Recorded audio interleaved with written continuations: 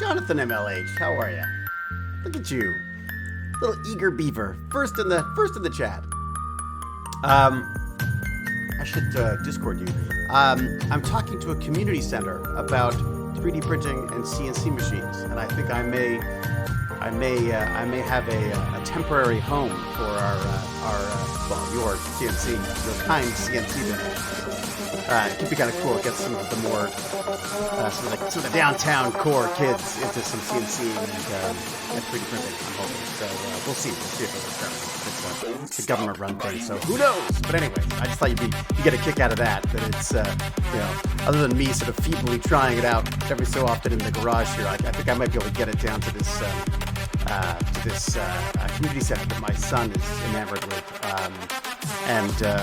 yeah, hopefully get some kids excited about this, and actually hopefully get them to help me out actually getting some stuff done with it. So that'd be kind of fun. Hello, same GC. Johnny Ray Wednesday. It's Johnny Ray Wednesday. It's your day. It's your day, Johnny Ray. Wormhole 42 subscribed. Thank you so much. I still don't have any voice left. I got no voice yet, and I've just I've had way too much coffee today, but it's the only thing. I said to GimpyG yesterday, I was like, I'm just gonna take a pot of coffee and drink the whole freaking thing in the hopes of just, because I hate missing Tech Vantage. It's like I'm jonesing for it, man. I'm addicted to learning, baby. Lifelong learning. I miss a day of it. I feel it in the house. Music is louder than my voice. Isn't that the way it should be?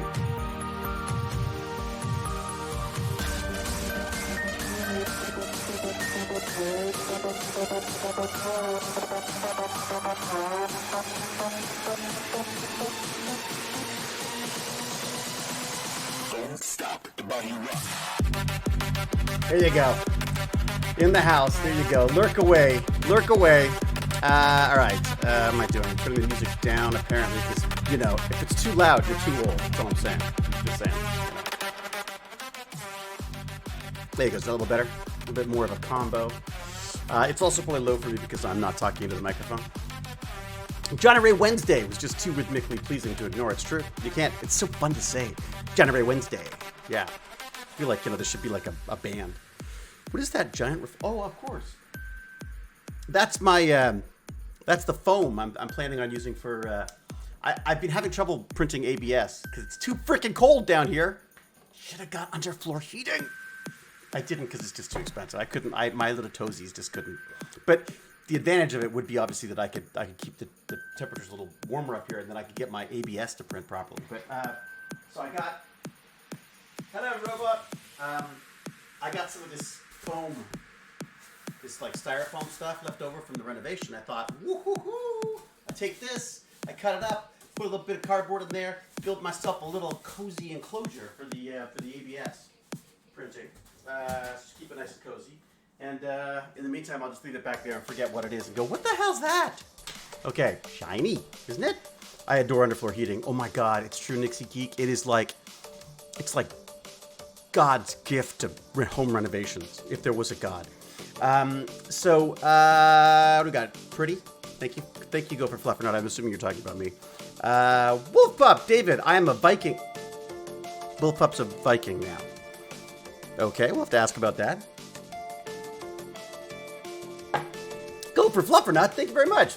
I was just telling, I don't know if anyone was here in time, but I was just talking to Jonathan MLH, who was very kind, incredibly generous, and sent me, basically sent me a CNC machine. Not basically nothing. He paid for an entire CNC machine because I was talking about getting into that and trying to get the kids into it. And I have since found I've been moving it around because it's huge.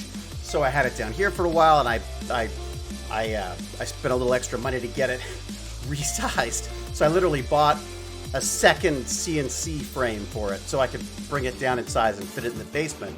Then I thought, great, now I've got the garage finished. Not quite finished yet. There's a little bit of insulating I have to do. The ceiling, that air is just getting sucked out of there. It's freezing. So I got to put some fiberglass in there. The cheapest way to do it that I found is just to grab fiberglass and shove it up into the rafters, and hopefully it'll stay there for the time being. Maybe I'll get some plastic sheet or something. Anyway, I gotta figure out how to nickels and dimes. I gotta figure out how to do it on nickels and dimes.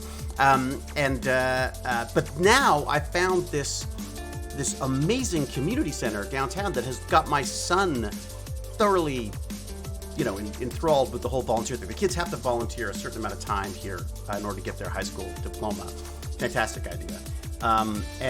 So a friend of his found this place, and he really likes it, which is obviously as a parent you get very excited about that. So there's some kids there, or they're just them there, but the idea is basically that they have a hopefully inspiring place to be. Well, he mentioned 3D printing to the guy who runs it, and they said, "Oh man, I wish we had a 3D printer. We could do that." And I was like, "You can!" So I volunteered my 3D printer to them. I actually have two of them, so I may give them both. It depends on. We'll see. I'll try one and see how they go from that. This beautiful old Prusa, which is just bulletproof, and I figure is a good way to start them out. And then if they really get into it, I'll bring them the multi-filament one, because that's a little bit more work. And I do like having my own toys. But anyways, that's not the point. Point is that they're not toys for me. They're toys for everyone else. So Jonathan MLH got us this beautiful CNC machine. And I thought, what better, if this 3D printing thing works out, what better a home for it than at a community center where the kids can come in, show me how to use it. I'll show them the basic stuff, and then they can run with it from there, and start building their own stuff. Because I can't imagine anything more inspiring for me as a kid than to have some kind of a robotic cutting machine that can slice through plastic and some light metals and wood and create basically anything you can imagine in a 3D software. So anyway, so that's my hope there. And again, Jonathan MLH, you're the best. I'm so thrilled that I get to offer this and look like a total hero. I should put a plaque on it. I should put a plaque on it saying that you gave it, because I feel a bit cheeky going like, yeah, come on. But it's the same thing with Prusa. Prusa was very out of the blue, sent me a second 3D printer, so I should probably plaque that too. One day they'll make a plaque for me. You wait. Hewlett lived here. His robots roamed these basement floors. Anyways, all right. Who else we got in here? Nixie Geek! Go for Fluffernutt, thank you very much. VR Gimp 31, I'm very good. How are you, VR Gimp 31? We're going to talk about some assistive stuff today, I'm hoping.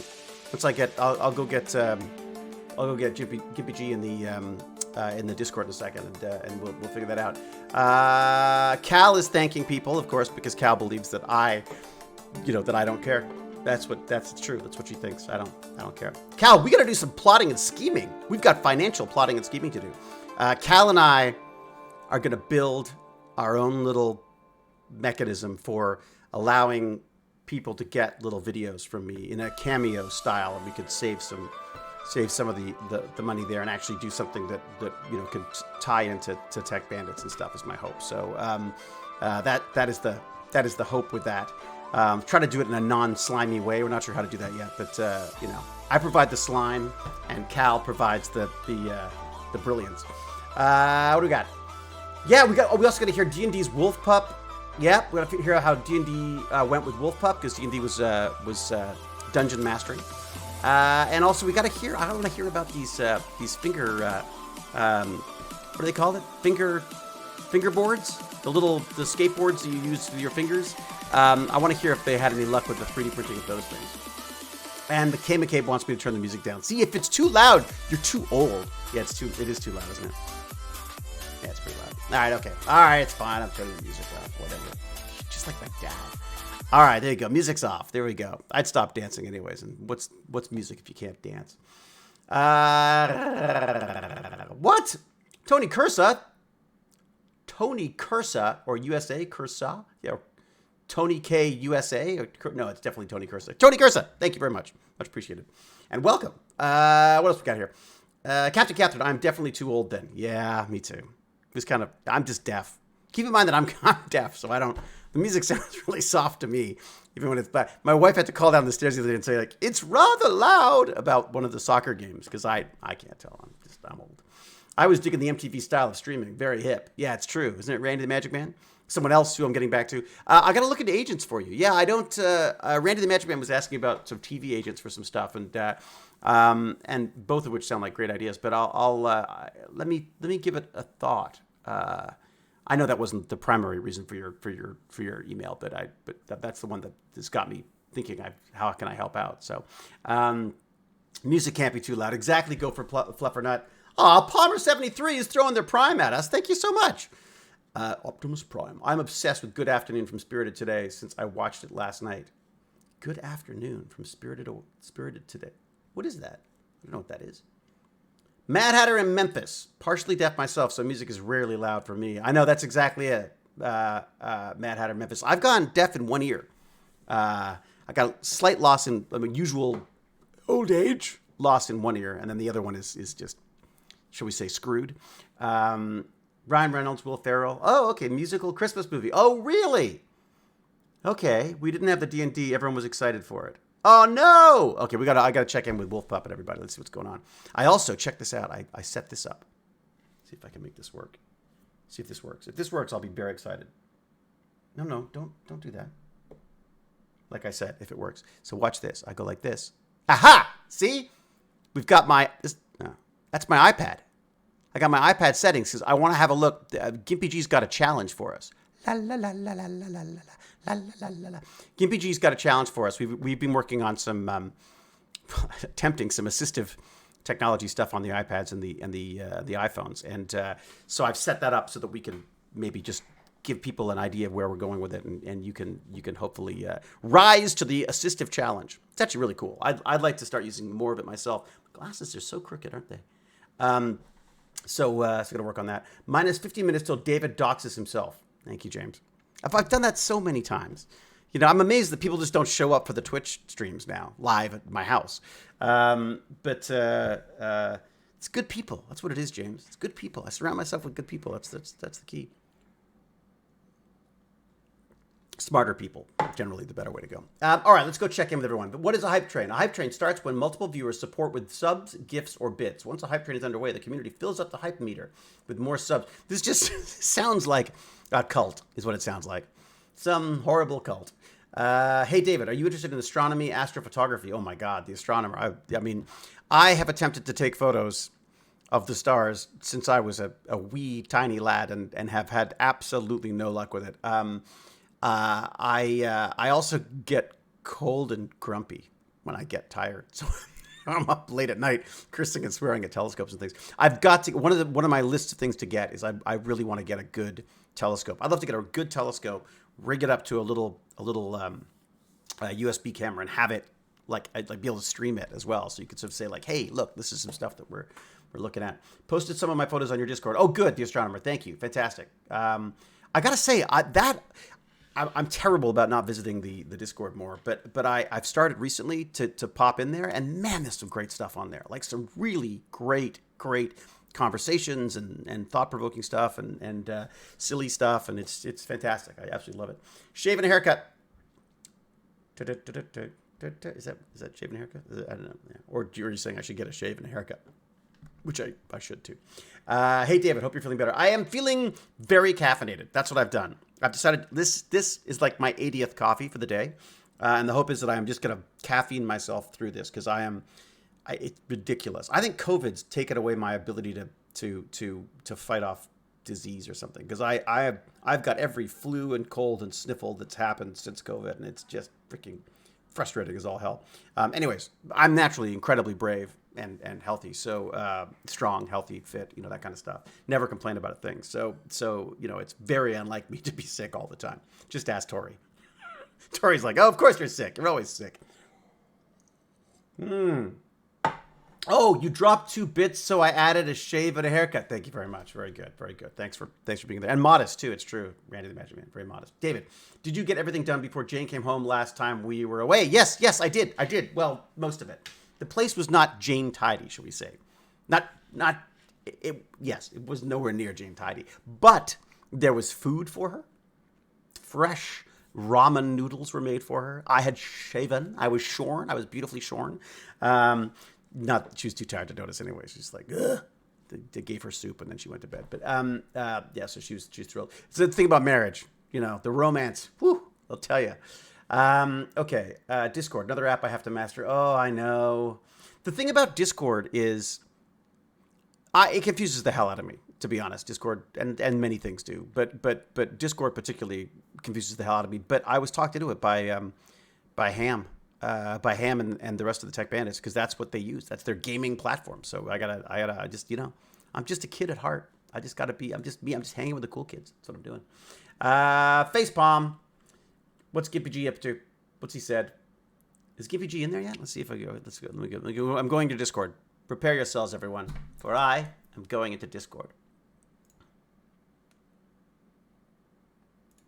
Are here. Could I Super possibly have cool. taken longer to get into here? Hi. Hello. How you doing, Vibe Up, GimpyG? I'm doing good. So, I'm I just gonna, am too. I just want to quickly finish the question that GimpyG asked. oh, what was the question? He asked who made my avatar.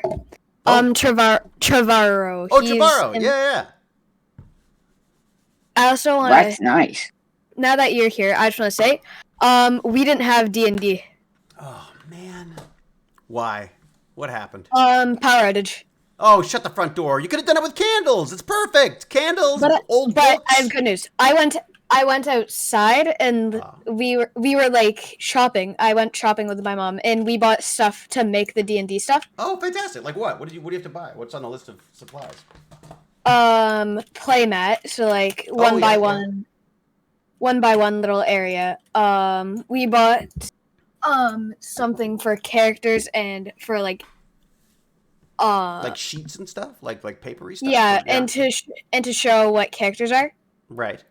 Well, how do you show what characters they are? How do you do that? What do you mean? Figures and stuff. Oh, Like really? I just got like little chips, but then Oh, smart. my so you mom could was write just names gonna or whatever on them. yeah, my mom was just gonna put them in a jar. I also got these little like what are they? Dude, called? I should set you up with that. I should set you up with that 3D printing thing. You could print them. I actually thought of that, but I found some, and I was talking to the friend that's gonna be the trader in the story. Yeah. He wants to be a squirrel. Who doesn't? I want to be a squirrel. That's awesome, His- though. You could 3D print a squirrel, no problem. I Anyway, also it's a have- lot of work. I get it. Like, try it first, see how you like it, and then you can do all that kind of stuff. Sorry, I always end up making things more complicated than they need to be. But I know that James R. Gurney, that brilliant guy, was talking about. Was it James? Was it you who had that, or was that Barnacules who had that? Who had that 3D printing tool? Because I'd happily, if you get to the point where you got a bunch of people and characters that you like and that you think can be printed, then let me know and I'll set you up with an account using the Tech Bandits money. Thank you, everybody. With an account, and you can go in and you can just download. You can configure them yourselves, and then you download the files, and then you can just print them off. It's really cool. Have you seen that? Though? Are you talking about Hero Forge? Is that what it's called? Yeah. Yes. I also have very good news. I have Is that the what we bad- used, GimpyG? Yeah. It was. Okay, all right. I'm looking it up right now. Sorry, go ahead. I have the bad news, the how we didn't do D&D, and I have really good news. What is the really good news? So how my school does it is there's like instead of A, B, C, and D, they go 1, 2, 3, and 4. Right. Which is basically 3 is where you're supposed to be. You're doing really good. Yeah. And 4 is like you're a couple grades ahead. For science, I got 3+, which is basically the same as like A+ ish. Ooh, dude, that's fantastic. What were you studying that you did so well in? Just basic things Cannibalism. like Was it cannibalism? no, it was basic. It was just basic things like states of matter. Yeah. Someone's got to explain that plasma thing to me sometime. What plasma is? Yeah, I get so confused by plasma. I was also wondering this. GimpyG, do you know anything about plasma? I just know about superheated gases. Yeah. Like almost, achieved a didn't- new state. Yeah, we just wanna didn't say- have plasma. I'm convinced we didn't have plasma when I was in high school. I was No, also not even in our blood. Really? Yeah, no, we just had, I believe it was bacon grease and red and white blood cells. That Alright, was it. there you go. Good. I can always count on GimpyG to drag it down to me eating too much. I'm glad you're here. I'm really excited. I'm excited about your GimpyG iPad challenge. It's going to be fantastic. I don't know if you saw, but I've got it rigged up so that you can see the settings on my iPad on the Twitch. I saw that. Yeah. I was going to ask you. Oh, sorry. Go ahead. Sorry, buddy. No, you go first. Go ahead. I was amazed that David got that going on the screen. That was pretty cool. What, I'm you really, sound I'm having a hard surprised. time. I have to be nice to you since you saved my life on Friday. So Yeah, whatever. I vowed that I would give you like 5-6 days of being nice to you. So that's fine. No, it's fine. So hard. Consider it over. I think we're fine. Okay, nice. Yay. People are bugging me on Twitter about that. I'm like, no. He's just joking. It's not really a thing. No, I'm not. What is it? David had phlogiston. What is it in school classes? What did I do? What is that? I can't even say it. Phlogiston. Phlogiston? That sounds vaguely familiar.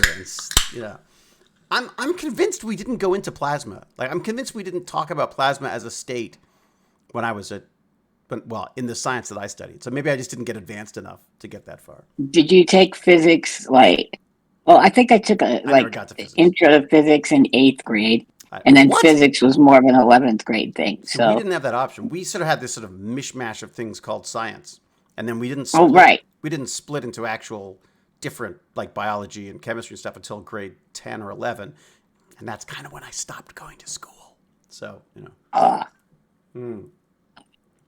it's an old 1600 theory of matter. There you go, James. I'm into that. Let's bring that back. Let's bring the theory of phlogiston back into being. Untidy Tech. I was never taught plasma 12 years ago in the UK, and that was triple science. There you go. See, the Untidy Tech and I. It's not just that we're dinosaurs. We're dinosaurs. They just didn't tell you.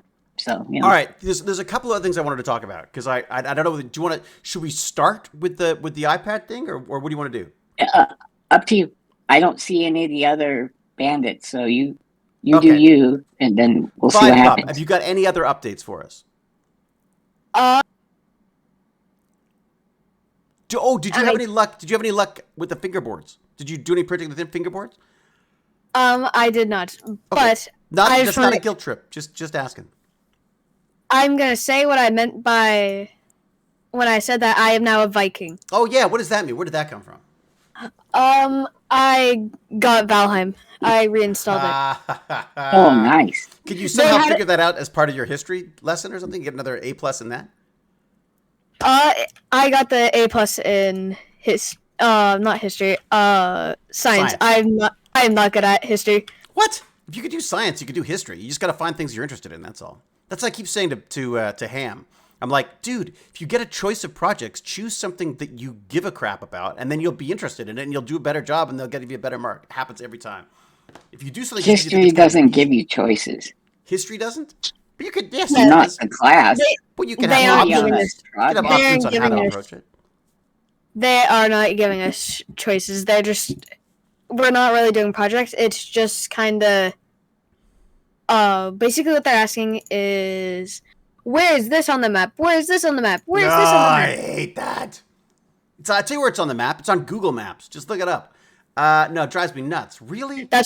I'm just going to say it. That's what I did. I just looked it up on Google Maps. You know what, though? It is nice to have a general idea where places are. But I always, even if I think I've got a general idea of where they are, I'll look them up anyways because you just want to be sure, right? It's the same thing with words. When I come across a word, I'm trying to get this through to Baz.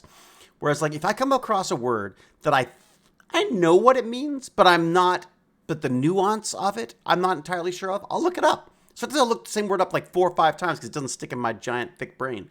But just because I like to, because sometimes if you miss the nuance of a word, like the hidden meaning behind it, that you miss half the fun in what you're learning and stuff. But history, wait a second, the idea that you don't have any choice in history, surely you do. You could choose different perspectives on it. History is just told by the winner anyways. Can't you just sort of come up with a different perspective on it? Like, All Quiet on the Western Front was an amazing war movie from the Germans' perspective. Also, obviously based on. I just want to say they're not teaching us about wars or anything. They haven't for social studies. All they've talked about is like heritage and just boring stuff. What do you mean by heritage? What do you like? It was basically just asking like, what is heritage? I don't know. You haven't told me this yet. I don't know. Let's ask Google. It's funny. I keep finding like history. I wasn't joking about plasma not being a state of matter when I was at school. Like I may be wrong on that, but I distinctly remember learning the states of matter, and plasma was not one of them. So they hadn't like settled on that yet.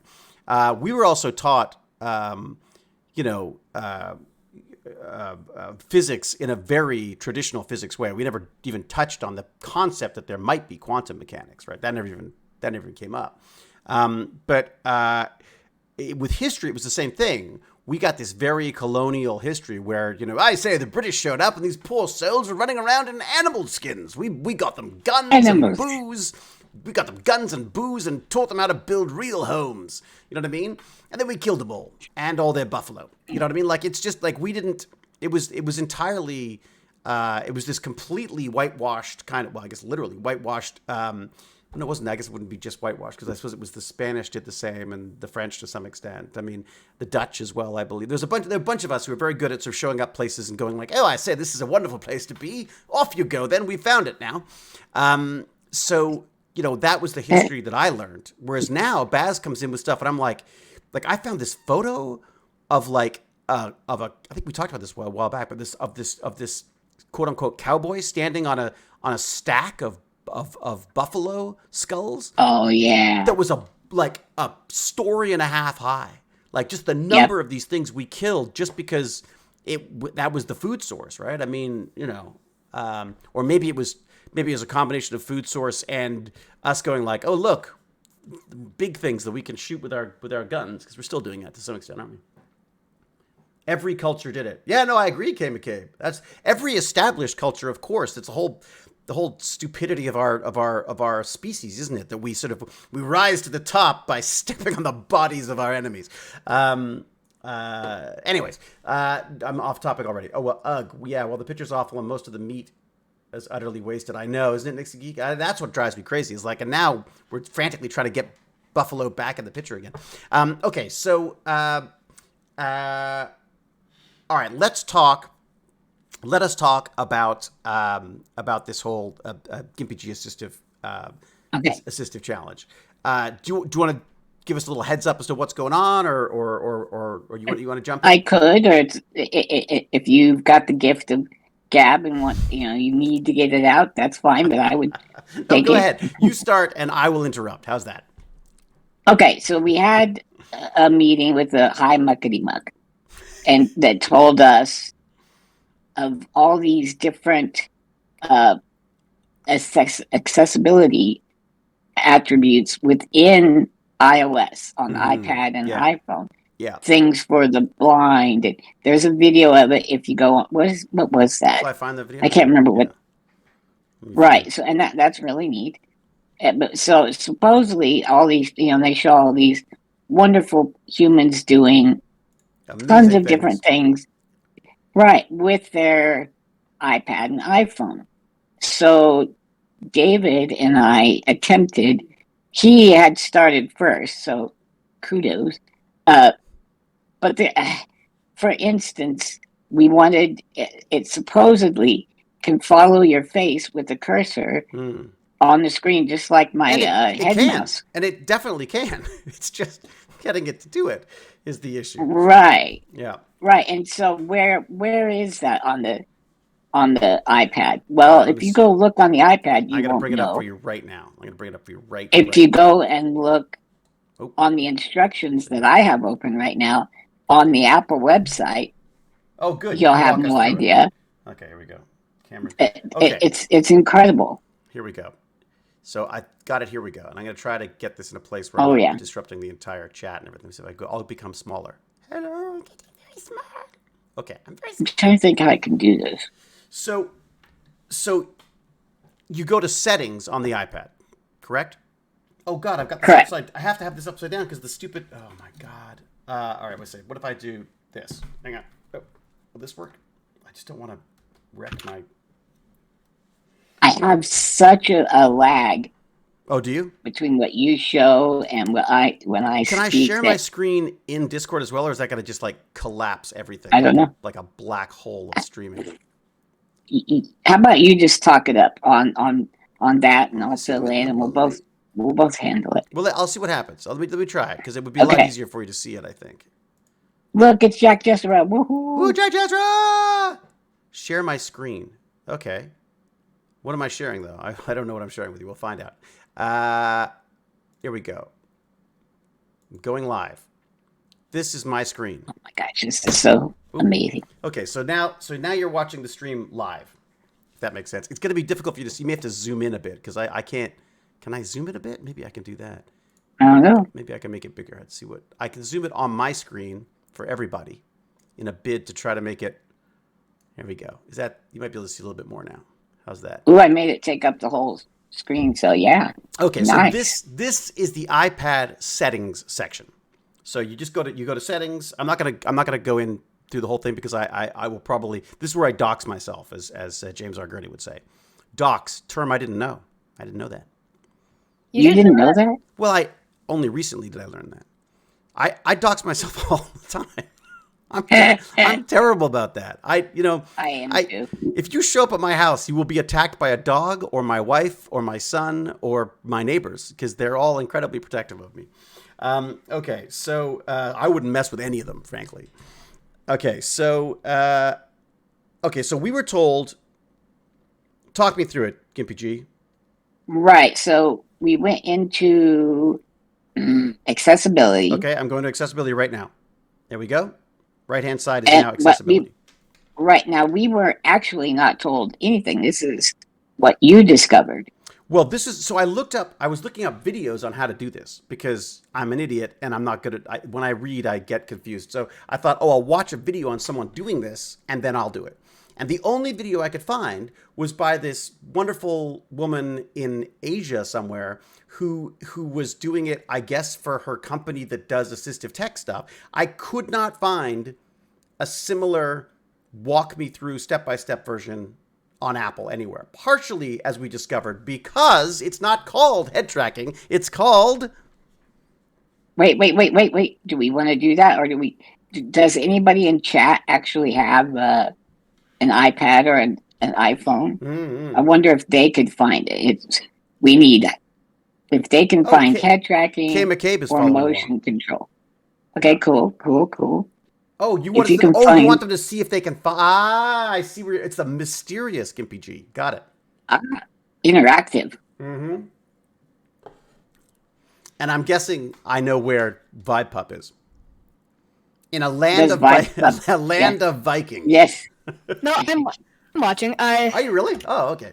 I'm sorry. Look, I wasn't calling you out. So when it falls down on my desk, it doesn't fall down on the stream. That's good.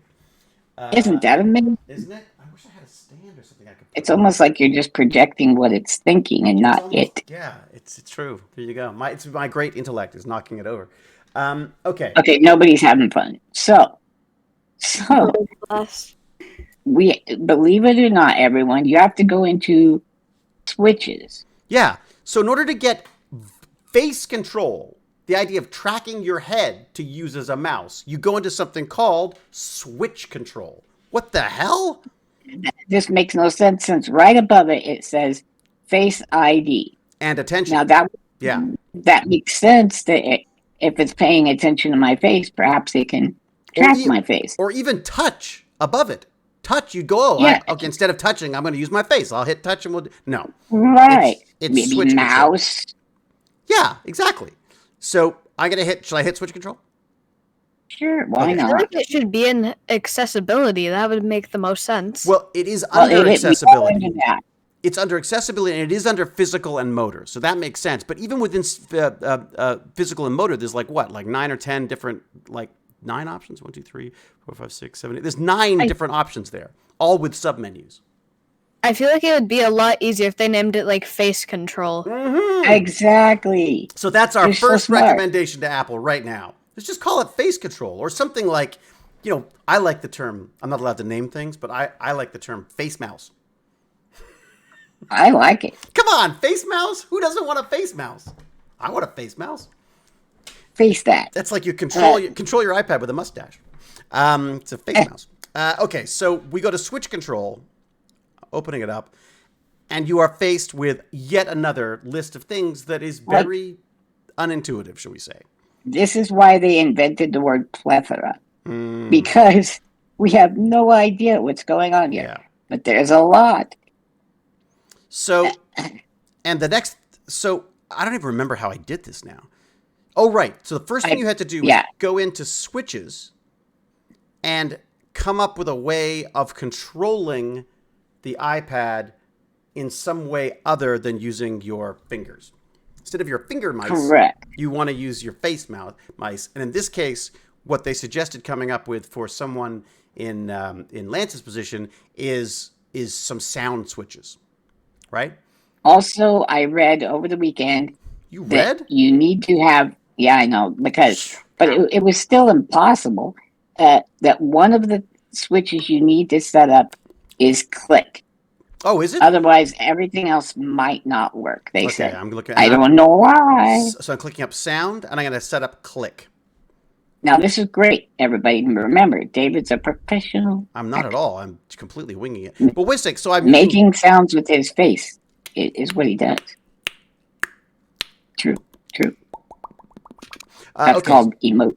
Yeah, it's emoting. It's emoting. Yes. But what is it? Okay, so the way this works, so that people understand, because it took us a while to figure this out. We're like, well, what about, we want the camera to do it. So we go to, let's go to camera. And it said, left head movement, right head movement. Use the switch control by moving your head to the left or the right. That seemed brilliant, except we're like, only left or right? That doesn't do much, does it? Well, it turns out so you'd say, left head movement, and then you could choose what that's going to do, right? So if I move my head left, that means tap. If I move my head right, it means home, depending on how you set it up, right? But that's not how you use it. Instead... and that would be very limiting if you wanted to use your head as a mouse cursor as well. Right. Because then left and right would also click. Well, and this is the thing, is, again, I would say, okay, if you're going to hide it under something called switches, then put it under camera, and then you've got all your list of options for using head control, you would think, right? Because you're using the camera, but you're not. I'm guessing this. I think Apple has a really good, dynamic, and diverse group of people with disabilities who are consulting on this stuff. But I believe it still comes down to the engineers having to design it. And this is designed with an engineer brain. This is not designed with a user brain. That would be my critique.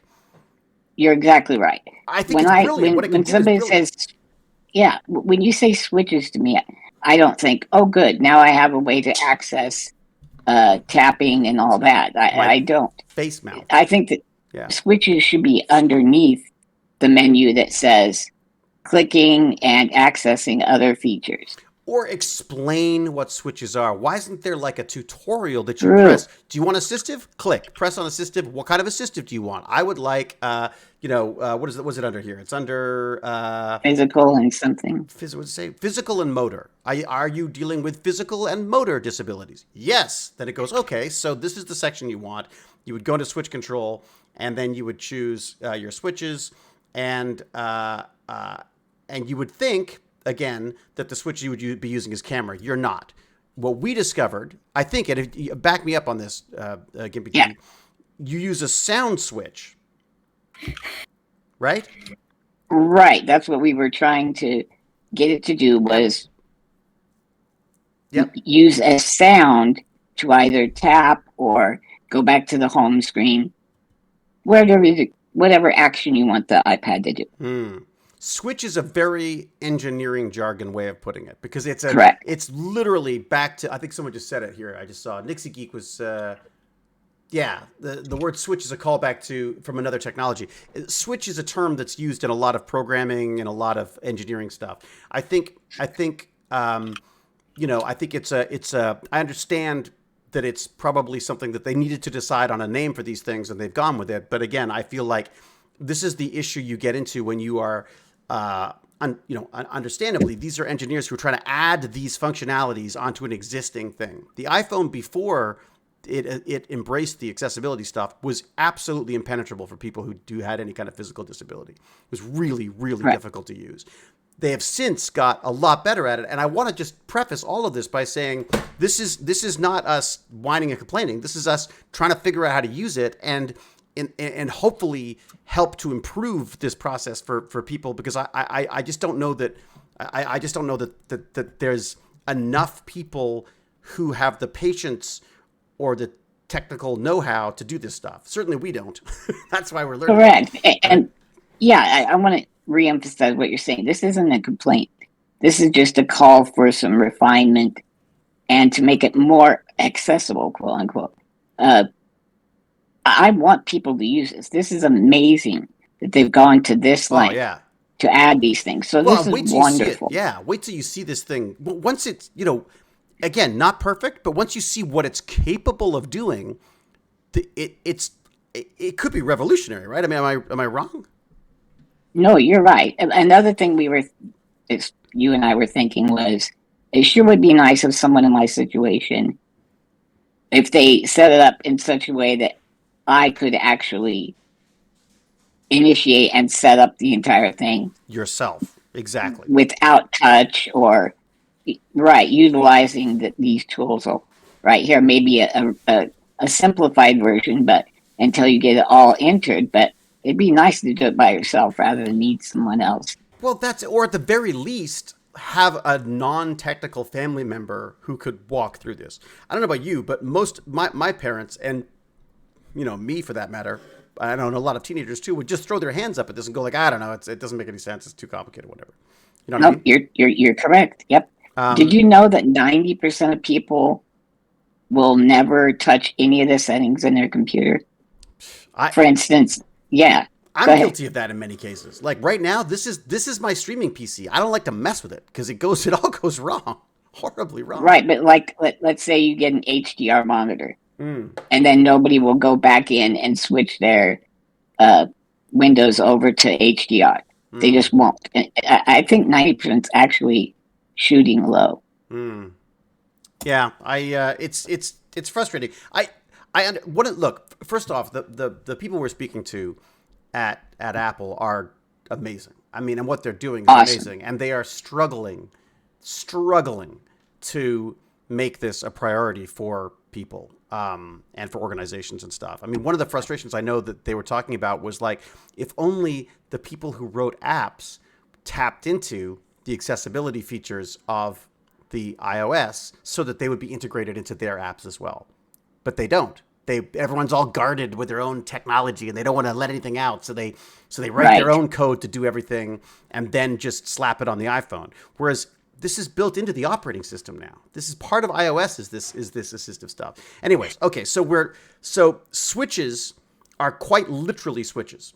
They are literally a way of clicking and turning on or off whatever feature it is that you're trying to use, whether it's a select an item or swipe to the left or swipe to the right or go back to home. That is classified as a switch.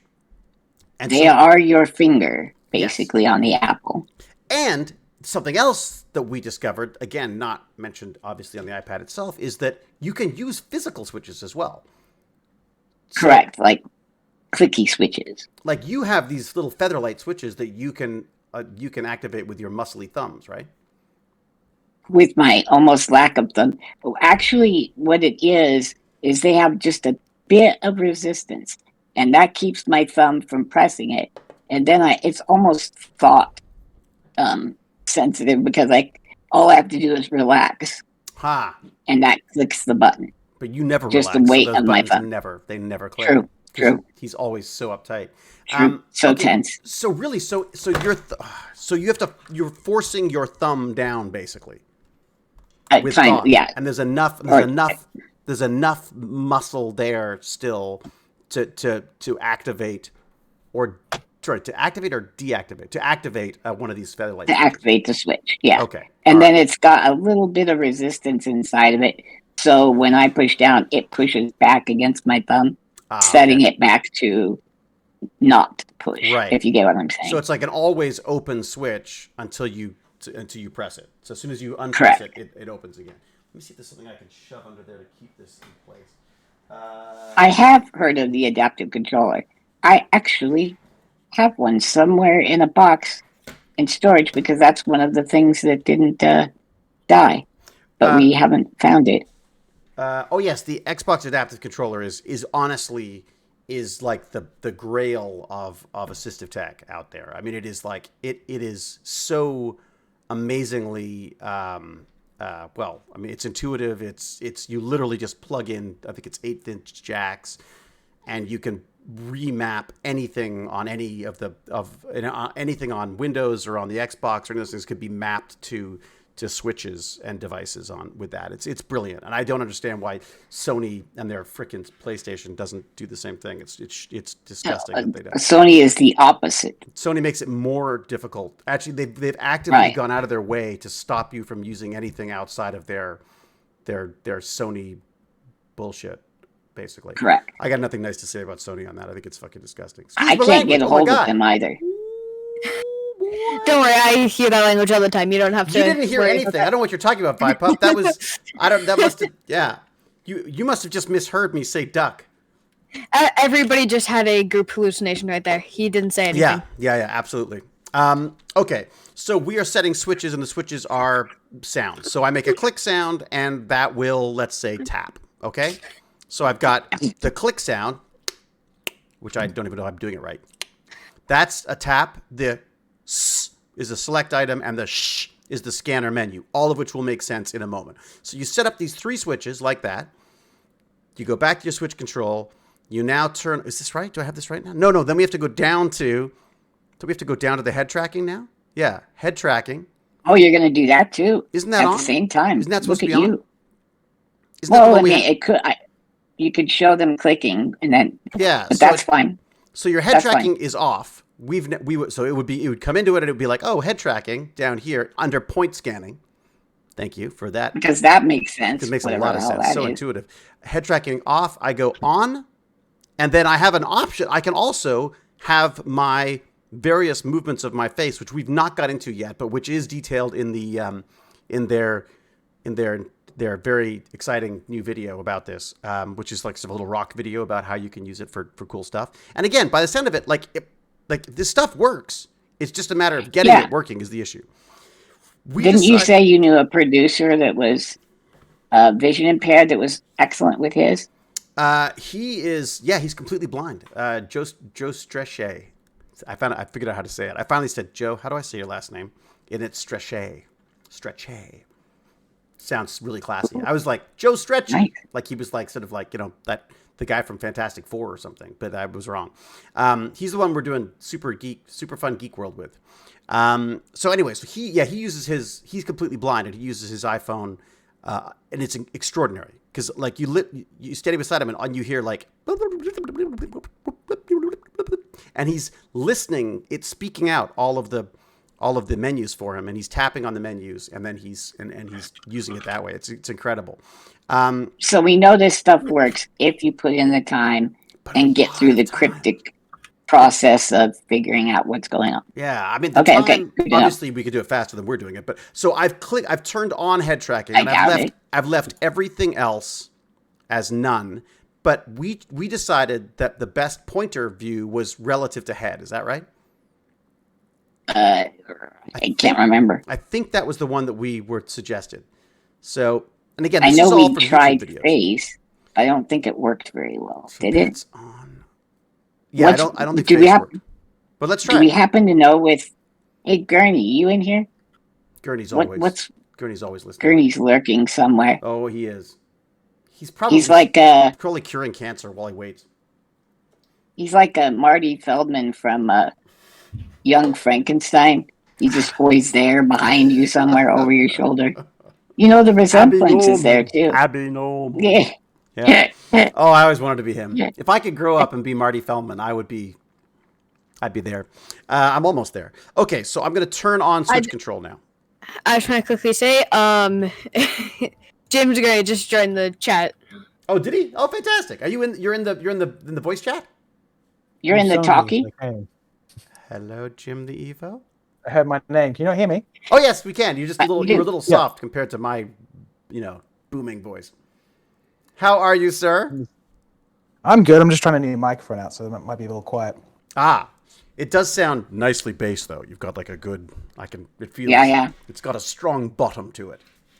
With 40% more testosterone. It's true. Go ahead. You sound more manly than ever. GimpyG, you had a question for James. James, do you have any idea what they might be meaning with when they're saying use face as reference versus use head as reference? I have no idea. Like what? The video I saw, I think it was suggesting that the face actually tracks the relative position of where where you're looking, which I think is what you more want than like your eye position is what's being tracked with face, whereas relative head, basically you move your head up and down like it was the mouse. It doesn't seem to track your eyes. It seems to track your face, no matter what you do. It's tracked, but it's tracking like a general cone from out of your face. It's not tracking your eyes, it's tracking where your nose is pointed, as opposed to the giant noggin itself. Yeah. Do you think, James, just real quick, that they should? I think a lot of things. True. Do you think they should pick 3 points on the face? I noticed that they can recognize dogs and things now. They made like a little, one of those memory videos for me, and it just had my doggy pictures, and that had to have been the machine doing it. So wouldn't it be possible to say eye, nose, and then triangulate your point using that? Absolutely. Yeah. I would absolutely think so. I mean, it's doing that in tracking those, as you said, those emojis, those motion emojis, right? Yeah, when you speak and all that. Yeah. And no, that absolutely could do that. I'm sure it could track your eyes too. Yeah, it doesn't need to be just 3 points, but you can, 3 point. It's a little difficult. It depends what technology is using. Like the iPhone is using, can use like not LiDAR on the face. It's not LiDAR on the FaceTime camera. It's something else. They have something else. It's a very close version of that. It can. Yeah. The iPad Pro that I have has. Yeah, that's LiDAR. Mine. That's on the back, isn't it? Not the front. Yeah, the front has a different one. It uses the face opening one. You know, the one the face security thing. It uses that. Okay, I wonder what that is. Because it has your face. Depth. It can scan your face so that it knows it's your face, so your phone's not stolen by someone. Although it's a little dodgy on that. But so it's using that because it's much more. And I did some 3D scanning, and the LiDAR is very good at big spaces, at getting some pretty accurate big spaces. But if you want to get like really detailed scans, it's better to use the face cam, which is weird because obviously the camera's not as good. Okay, interesting. Yeah. I'm going to switch on this control and just show people if it'll work. I don't know if it'll work with my mic in the way. Let's do it, baby. Oh, so what were my switches again? Okay, remind me. Click is tap. S is select item, and sh is scanner menu. Okay, here we go. Do I have to do anything else?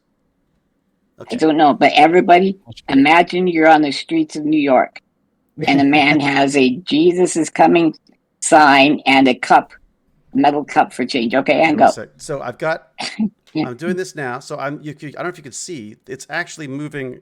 It's moving around. If I go, shh. You put in reference to your head. Oh, look at you! Look at you! So I can go, shh, shh, shh. Oh, I've got. What was I supposed to do to tap? Does it click? All right, shh, shh. What was shh? Shush is menu. Click is tap. Go ahead. I was just gonna say I was very curious why David kept going shh. I know I like it because you sound rude. Shh. All right. So I zoned out for a second, and that's what I came back to. All right. So look. So I'm moving it with my head. Let's go back. Can I go back? Okay, that's just too much head movement for me. Can you up sensitivity or no? Yep, you can. In fact, I'm going to try doing it without. Okay. And the other thing is when I lose control of it, I find the best thing to do is to just look down. Not for you, GimpyG. Don't do this. GimpyG, do you have someone holding your head right now? I shall not do that. Do not look down. The last time I had a chat with GimpyG, he decided to try to suffocate himself by dropping his own head. Okay, Yeah, so my head fell over. what do I got? David saved me. S- s- Is that how he saved your life on Friday? s- Yes. Well, I could barely, like, s- my speech was quite cut off, and I got Nope. I got Siri to send him a message to get me help. It was that cryptic, and he got my nephew to come in and help me all the way from Canada. I know it's just a phone call, but boy, sure felt heroic at the time. So what were you Why asking didn't I about? you can't just hear send him. it to Sensitivity, right? Sensitivity, is that right? Scanning Correct. style, auto scanning, long press. Oh, how do I scan? Oh, okay. Shh. I didn't even get the face Work track. with- I was trying to play this last night. I didn't get the face tracking thing to work. I got it to work for sound, but I never got the cursor up on the screen Because ever. you have to activate. God damn it! There was something Point else. You had to something. activate the something menu. There's some kind of a Something- special menu. Shh. No. Point something. Point checking point. Is that under the the point scanning menu? Yes, point scanning. Yeah, Is that what it is? I had that enabled and didn't do anything. I don't think it's point scanning. I think it's. I'm pretty. God, what is it? Okay, sorry. Let me have a look. See, this is why it's so frustrating. Is that well? Yeah. First, I got to turn it off because it's trying to scan again. But you see, oh, do you want to turn that off? Yes. Ha! Or do you have to I just say turned it off with my face mouse. nice? So I just want to say, like, I'm totally dumping on this right now, but the reality is, it's more the setup that's driving me crazy than it is the system itself. They've put this in there. You can control this thing with your face. At some point in the near future, you know, Lance is going to be able to use his iPad using these technologies. The problem is, if it's not 100% there, it's almost useless. Because if it doesn't work, it doesn't work. You know what I mean? Right. Right. If you can't get it to a button, you're done. I do think, Whatever though, you do. that the more I practice, the better I'll get at it. Like, I'm already better at Correct. it. It just just having played with it for a couple of days. I just wish I could remember it was something about the menu. Oh, you know what it was? I know what it was. It was, okay, you need to add a switch for the scanner menu. That's what it was. Mm-hmm. And that. So yeah, I had a switch for the scanner menu. I've got set up as a scanner menu. Okay, and then you need to scroll. You need to bring that up and then scroll to head tracking, and then it'll do it for you. But you do it within the system once it's up and running. You have to turn head tracking on while it's in accessibility mode for it to be able to track with your head. Yes. Yeah, You see where that's a problem, right? I believe so. Yeah. Yeah. I of all the things, you should make a video on YouTube, like actually how to set this, because I spent a good hour and a half last night, and I'm pretty literate, like not someone who shies away from stuff. No, and it is indecipherable, and Apple's own guide is wrong. Dude, Lance and I we were on the phone for probably an hour. Yeah, but you're together. in your 60s, you're boomers. Like I understand you two not getting it. I had a freaking iPhone before there was an iPhone. That's right, Professor Perfect. Yes, you're right. I mean, and I don't usually have the patience for these things, but my frustration, I was getting angry because I was like, how the F is someone who's actually trying to look after somebody? Like, imagine if you've got a kid. So, okay, a perfect example right now, and I'm going to throw this out here as another one, if you don't mind me co-opting your GimpyG iPhone challenge, which we'll get back to in a second. No. You know, my sister works with kids with disabilities at a local school. And you know, she's a trained teacher. But she was so disillusioned with the system here that she ended up, you know, quitting. She's like, I can't be a part of this. They're not looking after kids properly. It's the bureaucracy's insane. Teachers are some of the meanest people she'd ever met. Like, it was she had a horrible experience with it. I know that doesn't speak to all teachers, but in her situation, that was her frustration. A lot of old people who didn't want to be there, who were there anyways, and she couldn't and didn't want anything to change. So yeah. And one of the things she mentioned today, which I thought was brilliant, where she said the problem is they all want to be freaking Goodwill Hunted. Not Goodwill Hunted. They all want to be Dead Poet Society. They all want to be that magical teacher who creates everything themselves and changes their lives, instead of going like, look, there's a great person there who can teach math.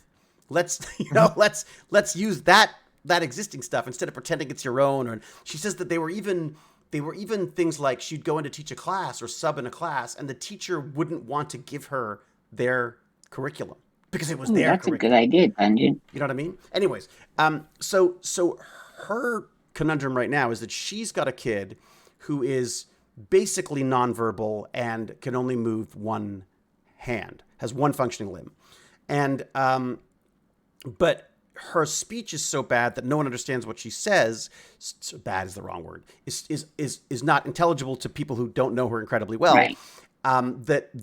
That people give up and she gives up on listening to them because she's a teenager. It's like the third time someone asks you to repeat something, you're like, oh, F off, you old fart. Leave me alone and let me watch YouTube. So, and she was saying, is there some way of having text to speech? And I said, absolutely. I guarantee you on the iPhone, there is a way to do text to speech. Mm-hmm. I don't know that, but I'm positive there is. I don't know what, we'd have to look into it. But I just want to say there is a very easy way to do that, but it's so what you want to do is so they type it in and then it like talks it out. Exactly. Yeah. Just type that into Google Translate and get it to talk. Oh, that's smart. So if they're online, so do it through Safari. That's interesting. Yeah, browser would work fine. The question, but here's the thing. She's also a teenager. Good luck talking to a teenager who doesn't want to talk. Right? Like, think about the extra amount of work you've got to do to have a conversation with someone who you don't even want to have a conversation with because you want to be watching YouTube, right? So my suggestion, I said, what is she into? And she said she adores Jennifer Aniston. She's watching Friends videos. And I said, surely there is like a Jennifer Aniston like sound library, or could we create a simulated Jennifer Aniston so that when she speaks, she could speak as Jennifer Aniston? Or my sister could speak to her as Jennifer Aniston via her iPad. My suggestion was that she did it to her, so that then the kid goes, hey, I want to do that. How do I do that? And thus gets. So that was my pitch for that. I'm pretty sure if I were going to Google that ability, I'd Google catfishing. But that's just me. That's how I was. That's right. I'm a Jennifer Aniston type. Okay, so I'm going to throw that out there too. If anyone can find anything about that, that'd be amazing. I tried to, I put it out there on social media in the dim hope that maybe there was a Jennifer Aniston fan or a agent or something that might be able to say, you know, it'd just be kind of fun to have, you know, be able to give her a little shout out or something. But anyways, where am I going? Live, ATM. I'm going to just get. Do you know, David, how they ascertain the mental capacity of someone in that poor little gal situation? They freaking don't. That's the problem. They don't. Okay. They go, she's not talking, so no one talks to her. She gets stuck in a corner. She gets a freaking iPad, and they go, off you go. So they sit there. My brain hurts. Yeah, they sit there watching YouTube. They obviously know enough to watch YouTube. She honestly knows enough to know who Jennifer Aniston is to watch and enjoy Friends. So there's obviously communication skills and stuff going on there. But she's being stuck in a corner because no one, because who's going to do that? Who's going to go and try to wade through the freaking iPhone settings to set this up? Certainly not their parents at home. She's like, they've got to wash and clean and feed her, and God knows how many other siblings she's got or whatever. I mean, who knows what the issues are there? But you know, I mean, I struggle to reinstall an operating system once in a while. Could you imagine having to do that without? Oh, I guess you don't have to imagine, do you, Gimpy? Gimpy, could you imagine not being able to use your hands to do that? This would be so weird. It would be bizarre. So limiting. Yeah. So my hope was that maybe we could dig up some kind of a deep fake voice of Jennifer Aniston that we could use as the voice in a text to speech system. And I think, you know, you got a really good point, VibePop. If it's something in a browser, it means it's accessible to everyone, and she doesn't have to install anything, and she could just type it in. The problem is she can't type, so we got to figure out the face tracking so that she can bring up a keyboard and be able to do it that way, right? Boy. Yeah, or she could do that thing you found where it kind of breaks the screen down into.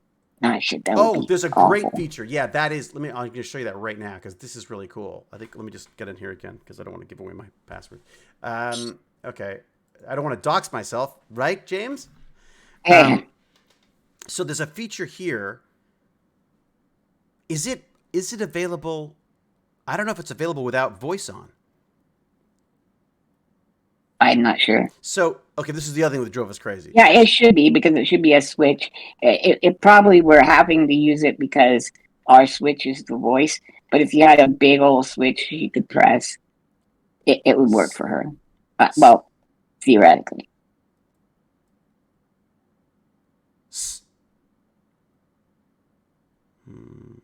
Personal speak. Enable confirm. It just makes me so frustrated. I don't need I wonder if Stephen Hawking would have come into the hospital when he was 65 and couldn't speak at all. He would have been jammed in a corner with an iPad. Yeah, what's he going to be sitting drooling in a corner and everyone's going to think that poor guy, he's got no brain. Yeah. I mean, that's what's terrifying to me, is that what if you've got a genius in there and voice control is off. Okay, so voice control, I want to turn that on.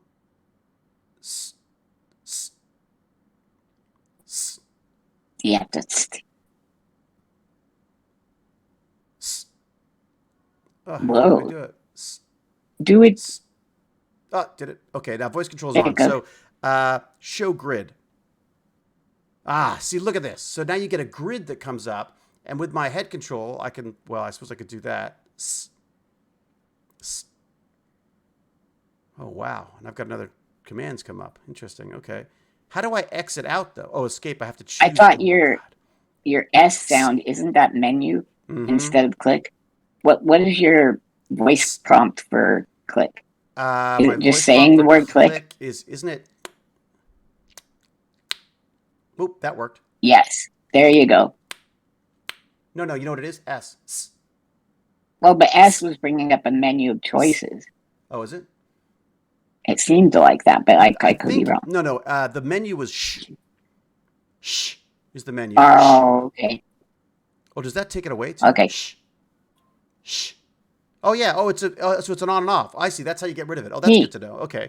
But so the grid is really useful because you can go onto a screen and say, okay, tap 7, and that taps 7 on the screen.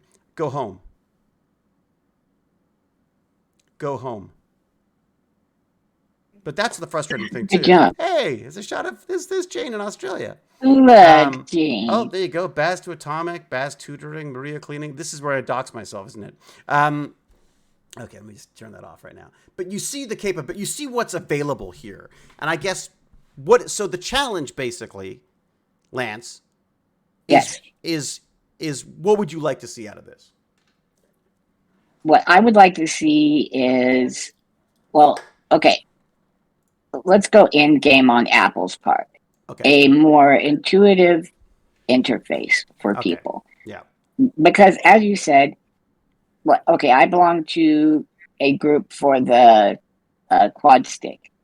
And one of the huge blocks there is these people are quadriplegic.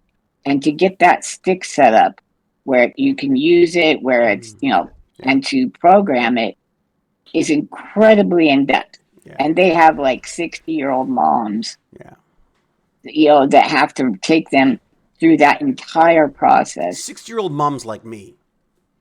Exactly. I played with it. It's amazing, but it's sort of overwhelming. Oh, look at that. It's still following my head around. That's interesting. Look, I mean. That's because it loves you. It does. Okay, go ahead. At least it listens to me, but it doesn't listen to me. That's the other problem. I find I got to repeat things a few times sometimes. And also, well, I guess people get. I think the idea of having switches is brilliant. If you've got little featherlight switches on each thumb, you are going to be able to zip through things much faster, I think. Right. And so everybody knows you have to buy approximately $400 worth of equipment to hook a switch to your iPad. So that is it ain't cheap. Well, but Bluetooth, there should be Bluetooth ones though, aren't there? Like just there are. That was the Bluetooth solution I was showing you. Seriously? Yeah. You can't just Bluetooth directly to the iPad? I suppose you mean like if the switch itself was a Bluetooth switch? Yeah. What I showed you was basically, that Xbox controller we were talking about. Yeah. It's basically that, but for Apple, and you can plug switches into it.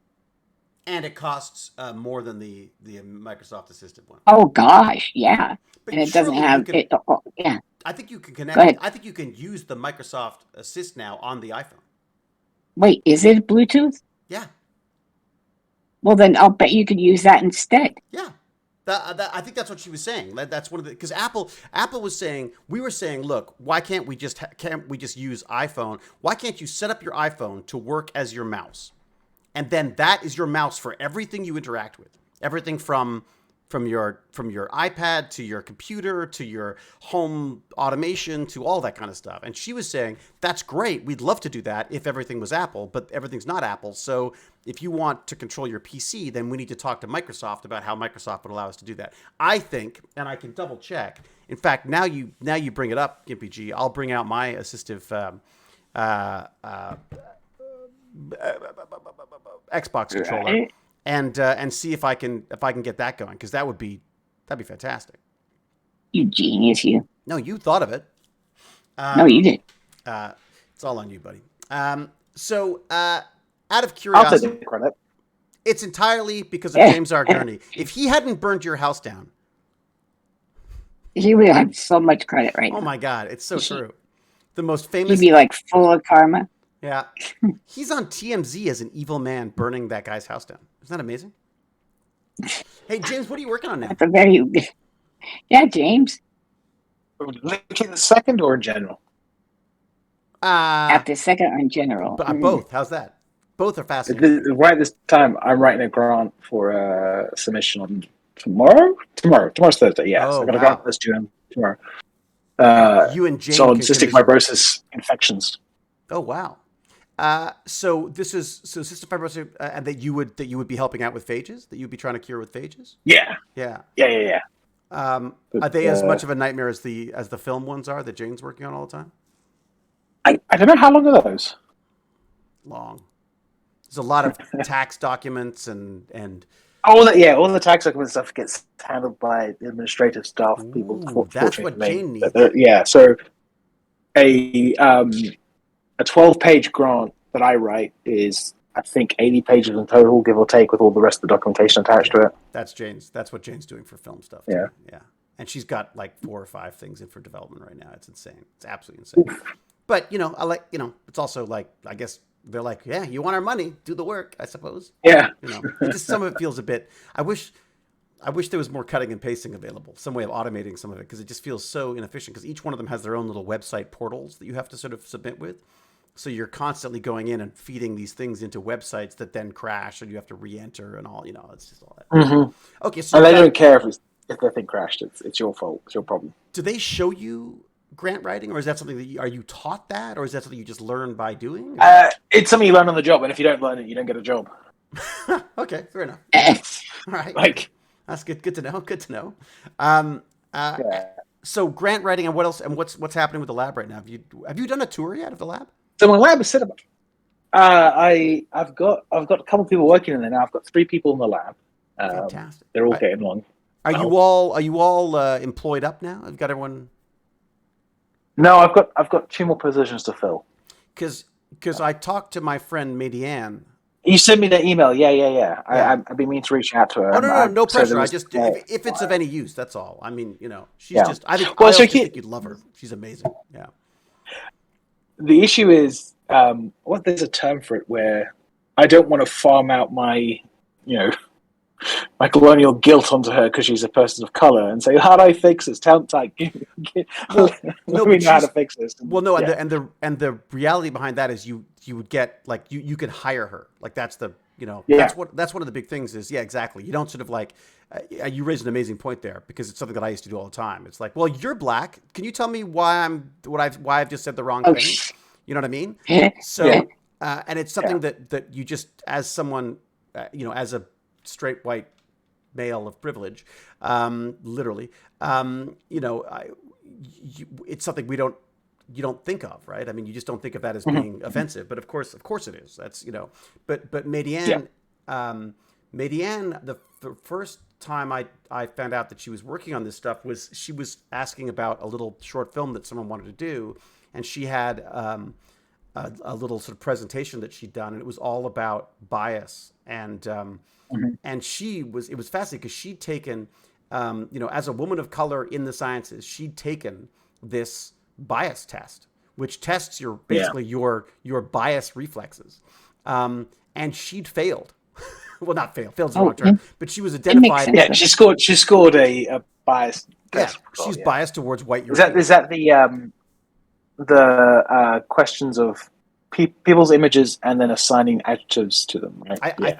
I think that was it. I'm not sure exactly what it was. There's a sort of I guess there's now a sort of for want of a better word, an industry standard for these things, and she was sort of stunned because she's like, but I'm black. How can I be racist? And it's like I gotta be racist against my own color. But of course, it's a lot of it comes down to where you were born and the system that you were born into. And right. And I don't know about you, but it really helped me to address this stuff more, because I feel like once you realize that there are going to be biases, there are going to be certain cultural biases and certain racist beliefs or assumptions that you have. Once you know that it's not that you're capable of them, it's that you have them. It frees you up to sort of become more of an ally, because you're not scared of getting caught. You know what I mean? Like, oh my God, they've discovered I'm racist. It's like, well, there is racism and bias built into everything and to everyone. So once you could sort of stop worrying about protecting yourself and start trying to learn some of this stuff, she was absolutely instrumental in doing that. So she's also has the largest collection of black widow spiders on the planet. So and her husband is like this amazing entomology guy who studies how tiny insects can fire parasites at grasshoppers 10 times their size using sound that they shouldn't be able to hear. Like it's the coolest, creepiest stuff. It's the best dinner time conversations, as long as you're not eating anything kind of gooey or slimy, So, anyways, so the office, so the lab is almost staffed up, and is there a specific? Yeah. Are you sort of on your own to do what you want now with this, or? Yeah. No, I'm the boss. I'm the big cheese. So it's my lab, and my name's on the door. You're like the phage king. I am the phage king. In this department. Yeah. Nice. Yeah. And is it weird because you've gone from being pure science to now having to deal with management and stuff? Like, did you have to deal with like? Yeah. Well, I got taught that slightly during the postdoc years, but now it's a case of like I couldn't fire anyone last year. Now I can if they piss me off. Really? Yeah, but I mean, I'm employing them. Right. It's my lab. So again, that's like I had a near miss today with. Yeah, I don't want to be mean about it. There's things, but like I had someone contacted me to come interview, and they've been bugging me for like 2-3 weeks to have this interview, and like I had COVID, and my wife had COVID, so I stayed at home. Right. And like I put it off, and we rearranged for this week, and they didn't turn up. So I was like, okay, cool. That's the conversation. Nothing else has to happen. That was done. You yeah. You don't turn up to the interview, you don't get the job. That's right. They didn't turn up, and they didn't contact you about it? No. Interesting. I feel like I think that's may have dodged a bullet on that one. Yeah, exactly. Yeah. I just saw someone say Johnny Ray Wednesday says you can't fire them. This is the UK. It's like I'm not in the UK. I may have a charming accent. Right. I live in America. He's in America. But are there not? There must be labor laws on that as well, aren't there? In Georgia, United States? Not really. That's an at-will state, I believe. At-will state. What does that mean, at-will? Yeah. Again, so if I have a reason, I don't need a reason to fire someone. I just let them go. Now, the only thing that's protected is protect. Right. Yeah. So if they say you fire me because I'm a woman. Yeah. Go ahead. Sorry, James. Yeah. Or let's say I was being an incredibly horrible person and said, I'm going to fire you because you're disabled. Right. As long Exactly. as long as that their disability did not interfere with their ability to do the job at a reasonable level, that would be discrimination, and they would quite rightly sue me. Right. Or with reasonable accommodation. Yeah. But Yes, they would yes, yeah, have with to. reasonable accommodation. What's reasonable That's accommodation? kind of why I feel good. Yeah. Perhaps if you have just chalkboards, maybe an electric chalkboard or something like that, something that could be used in the class anyway, but wouldn't make this person's life better. Stairs, a ramp instead of stairs. Hmm. There were a couple things that were straightened out by my lawsuit. That was one of them. And another one is the law said the sole reason you were not given the job was because of your disability. Right. It could, well, what if they hate you and your disability? Well, that's two things. So that had to be sorted out. So the not liking you part couldn't be part of the lawsuit. Correct. Or you couldn't make that part of it. They didn't like me because I was disabled, wouldn't help you. But if you said I was disabled, so they fired me, that's more valid. God, the laws. Right. You have to prove. Right. Well, you just have to prove that was the preponderance of their decision making was based upon the disability, as opposed to some other factor. One of the things that came up that was fascinating in the chat with our friend at Apple was that they're trying to build this in from the bottom up now. Like they want the assumption to be that it is assistive in nature from the very beginning. I mean, we were talking about this before. Lance and I were talking about this about the quad stick, where like if the guy who designed, I'm assuming it was a guy who created the mouse and the keyboard, instead created a mouth-controlled computer, we would all be using mouth-controlled computers right now. No one would think anything of it, right? Instead, we're using, if you think about it, the keyboard we use is designed by the very nature of its design to be awkward to use. It's supposed to be designed that way in order to slow down the keys on a typewriter so it doesn't jam. Like, it is not designed in any way for it to be easy for anyone to use. There are a million better ways of getting, text into a computer, specifically speech being the big one, which I'm hoping will be the one that takes over because that makes the most sense to me. That we don't need keyboards. It's got to a point now where with my laptop, I can write fairly well just doing text to speech. Yes, but controlling the operating system is another thing altogether.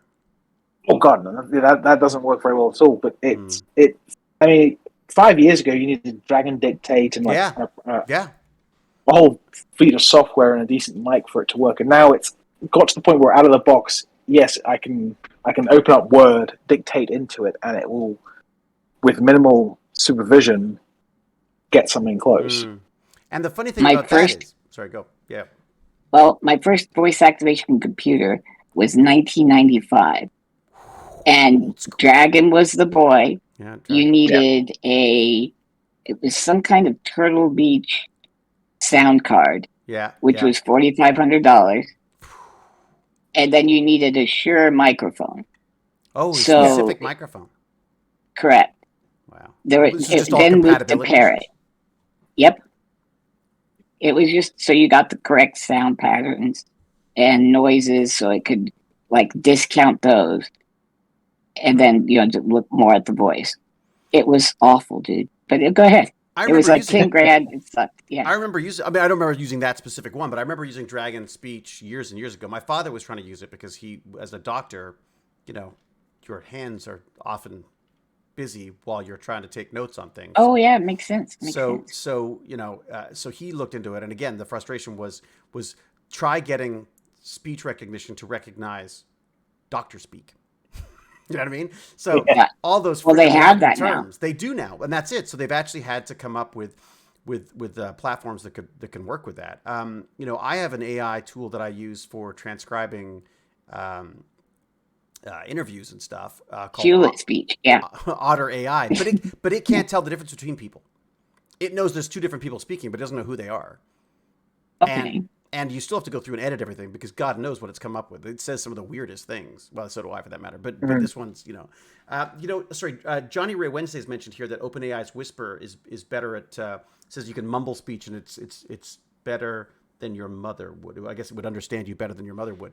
But that's an interesting point, because going back to my sister's student's problem, if you've got AI that can figure out how to take what this young woman is saying and translate it for people, that in itself would be amazing. I mean, which is kind of a good segue, because we also want to talk about OpenAI, don't we? OpenAI. Yeah. But before we do that, I think let's just reiterate this GimpyG challenge here, which is basically, if you got some time kicking around, hop into the settings section of your iPhone or your iPad, and also if there's Android alternatives, let us know as well. I should crack open my my little old Samsung and see if we can get it working on that, and see if there's any tips or tricks or things that you think work well together. Let us know, because I think what we'd like to do, as suggested by Professor Perfect, is that maybe GimpyG and I will walk through a process of setting this up in the optimal way for him. And the hope being is that we can then start tailoring that to different people, because I think the biggest issue here is education on this stuff. Is trying to get people, make it simple enough that people don't throw up their hands and go, oh, screw this. And even if they can't throw up their hands, they're throwing up their hands. True. Yeah. True. And sometimes you just throw up. I'll make one general bit of advice for people in chat. Yeah, right. When you add a switch, do not click screen and then full screen and then scan a menu. So I did this last night. So every time I touch the iPhone screen, what I did to it would bring up the scanner menu. Oh, yeah. And there's no other buttons. There's no, if the click's not working and the other things aren't working, there's no way to navigate it. You are screwed. If you have a sound I did that to my cue for friend it, last you can night. use the sound cue to get rid of it again, because it works like an on and off switch. Do not. Yeah. But then you can't tap it. You can't tap anything to turn anything off. Well, so maybe our first. There was no way for me to click switch off. Well, then maybe GimpyG, maybe we should do the quick lesson first. Like walk people. Like, I mean, I know we just sort of did it, but maybe we should set up an actual talk people through it first, and then give it to people and say, "Here's your challenge." Now that you've set this up, maybe that's the way to go. Well, I hear you. Otherwise, they're reinventing the wheel. If the young bandits got at it, what I like is they come up with solutions and ways of putting things like descriptions and things that they click with more people. So, well, like Vibe, I don't mind district. The Chrome thing. Yeah, the idea of using a Chrome speech to text is freaking brilliant. That's fantastic. Right. Yeah. Right. I just want to cut in here. It's called Switch. Right? It is Switch on the control. Android. Switch access. Is that what it's called? Yeah. On Android, we don't know. Oh, on Android it is? Yeah, on Android you have it. Oh, interesting. Okay. I So just it is called quickly the looked same at- thing. So they've standardized to some extent. So maybe this is this a disability term or assistive term? Oh no, that would be suck. But again, why make it more difficult? Why not make it? Anyways, I don't know. I missed the beginning. You can also turn off switch controls by triple clicking the power button, at least on the iPhone 13. So if you do get something stuck, you can turn it off. That's how I eventually found Well, it. good luck with that. Oh yeah, my iPad is still following my face around, but I think it's lovingly though. I think It really is. Yeah, it's just lovingly. It's watching. caressing your It image. is. It's watching. It's just watching with bated iPad breath. You know everything I'm going to say I do. Between clock cycles. H. Baird, the reason what we're talking about is we're talking about assistive technology on the iPhone. Let me see if I can pull it up again, just so I can show people, because I'm so excited. And iPad. And iPad, yeah, whatever, GimpyG. Okay. It's the same thing. You're right. No, you're right. No. So this is it. I'm in my general settings, and I'm controlling it with my face. It's my face mouse. So let's go to accessibility. Let's go to switch control. Why is it not allowing us to hear when you make these fantastic noises? Oh, you don't hear the fantastic noises? I'm not. Are you hearing them, James? You didn't hear the Sometimes. I hear them every now and again, but I think it will try. It thinks it's background noise. It's pretty yeah, because it sounds like a hiss. It's literally a hiss. It's got like Okay. All right, that doesn't work. Shh. Shut up. Okay. What am I doing? So I love switch this. control. Ah, that worked. Okay, so I could turn switch Nice. control on or off. Oh, the other thing is recipes. We didn't play with that either, did we? I didn't even. Yeah. Wow. So the I'm recipes. assuming. Yeah. Go ahead. The recipes, you can literally do. You can assign a switch, so you could give it a name. What happens when I want to type something? I don't know. Can you speak it since it's now on speech and Okay. Gimpy there G. is a microphone down at the bottom? It's oh yeah, it says okay, Gimpy G, I did it. It. Perfect. That's a great name for it. Nice.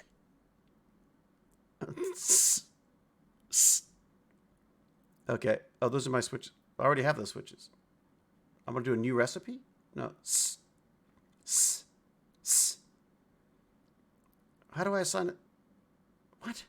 How is that a recipe? Okay. Each recipe must have at least one switch assigned to it. But I can't add a switch here. I have to go back to my switches to do that. Again, I would say no.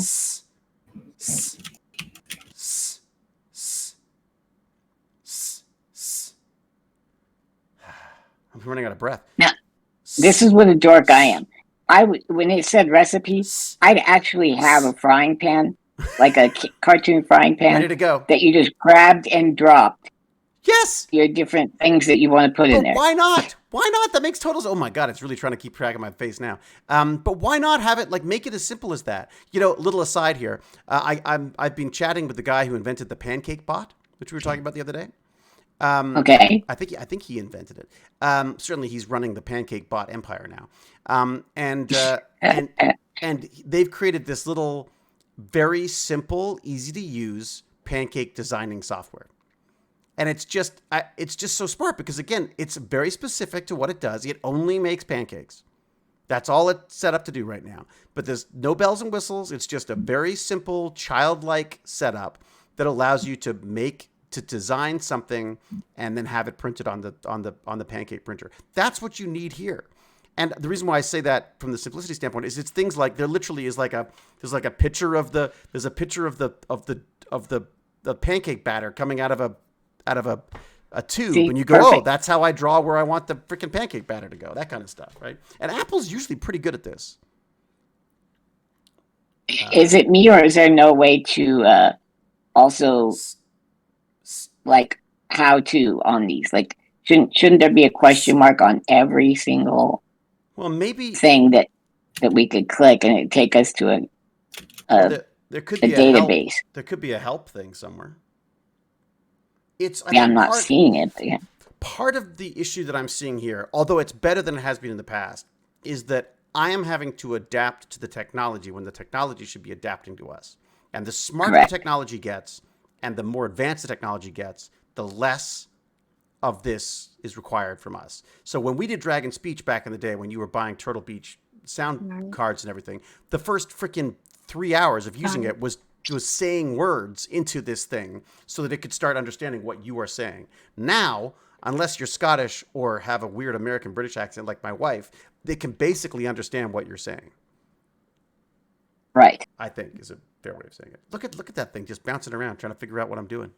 And then if you can't do that, at least go through and digest and make it more palatable.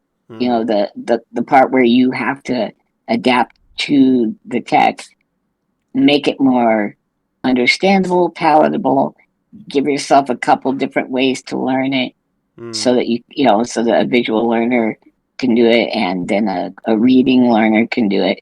Add text. Go ahead. I wonder if there are tutorials though. Like I wonder if there is some kind of a tutorial system on the iPad because it's done this before. I haven't found it. Oh no? Okay. All right. I haven't looked, to be honest. So well, that's something worth asking, but I'm gonna have to go through this and write down all the questions we have because I think this is all stuff that would be valuable for them. And again, I love that Apple has made this such a big part of their push. You know what I mean? I think the problem is it's getting lost in the noise of other things like, oh, better cameras and this and that and the other. I think, there are definitely features in here. There are assistive features in here that would be useful to me. I like being able to say, hey, Siri, turn down the volume, turn up the volume, that kind of stuff. Hands free while I'm out in the freezing cold trying to pick up after my dog who's just eaten a half dead squirrel and is now trying to And a trash panda fight. Exactly. Right? Oof. Yeah. Don't even start me on that. You saw that picture of that giant freaking thing climbing our fence trying to get away from my dog the other day. Insane. Holy smokes. Okay, so get in there, check out the accessibility stuff. Please get back to us. Go to the Discord. Go to our Discord. Hop in the Discord. Maybe we should start up a GimpyG challenge. I'll set up a GimpyG challenge section, and we can all throw our hat in the ring and see hat in the ring. Where does that come from? What am I, 1,000 years old? I say. Sure. A hepnany piece thripney piece for all of you. Whatever it is. Actually, strange little aside. You know that I have a collection of threepenny pieces, James R. Gurney? What are threepenny pieces? Threepenny pieces. They're 3-penny pieces. Doesn't surprise me. Is that right? They're called the threepenny, aren't they? Is that right? Threepenny? It's way before my time. You'd have to tell me. James, you could pretend, but no one believes you. You're too wise to be this young. It's not fair. Yes, it was before my time too. My grandfather collected them for me. They would have gone out in the 1970s. So it would have been because it was the decimalization. So you probably would have had them, right? Yeah, they were. That's what we had until probably it was around. I remember it being somewhere in the late 70s, mid 70s, late 70s, something like that. And since they were going out of style, they were going out of circulation. I asked my poor grandfather to collect them for me. And every time I went to England, I would return home with these bags of these freaking threepenny pieces that the poor man had been collecting for me over the years. They're not worth anything, but I was obsessed with trying to get one of every year. And when I say me, I was obsessed with my grandfather trying to get one of every year for me.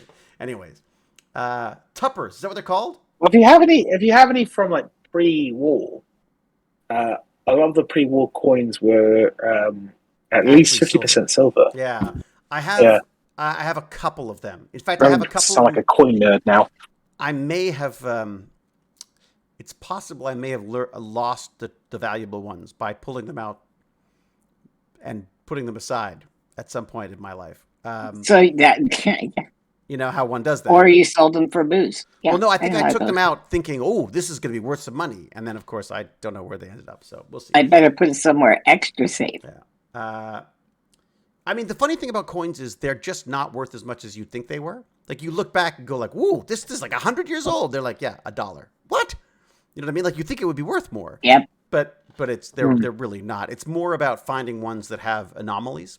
Having weird little, like, the tower's in the wrong place, or the queen has 2 heads, or the queen's got an old head on a young body, or whatever. I mean, there's all these little tiny print issues that are the ones that make them sort of valuable. Same thing with the Magic the Gathering cards as well. Shows her true lizard face. What was that? I said it shows her true lizard face. Yes, the true lizard. That's right. That's I was wondering. The monarch lizards. Isn't there it's a monitor lizard? Damn it. Monarch. Yeah. I like what you went with that. I say we make it a thing. I like my mistakes. Yeah. Okay. So yes, I think GimpyG and I will and potentially James, although he's got a lot of phaging to do. We'll look into this accessibility on the iPhone, iPad. Anything you could do to do the same would be much appreciated. And we're going to try to put together a video that will show this off. I think that'd be just fun to do anyways. We'll have to cut out all of the stuff where we have fun and just focus on the parts where they actually tell people how to do things. But right, maybe we can add a reel or onto your Patreon to go all the funny stuff. Ooh, I like that. Pay more to watch us have fun. That's yes, exactly. So here I am feeling horribly guilty about the fact that I hadn't done my Patreon voicemails. So out of guilt, so everyone knows, I had promised like an idiot. Cal warned me, by the way. Cal told me, the hammer told me not to do this. What do we call it? It was called, God, someone had a great term for hammer. There was a new term for it, which I loved. Anyways, she said, don't do this. This is crazy. I said, I will make a personalized voicemail for anybody who donates like $5 or more. And of course, 3 years went by?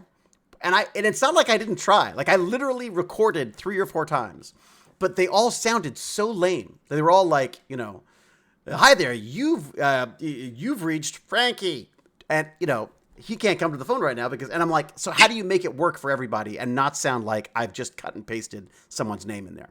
So I came up with a system where I took a little bit more text, a little bit more of the message, and so it integrated better. I recorded it all at the same time, which takes a while when you've got, I think it was like, I ended up doing 350, I think, of them or something like that.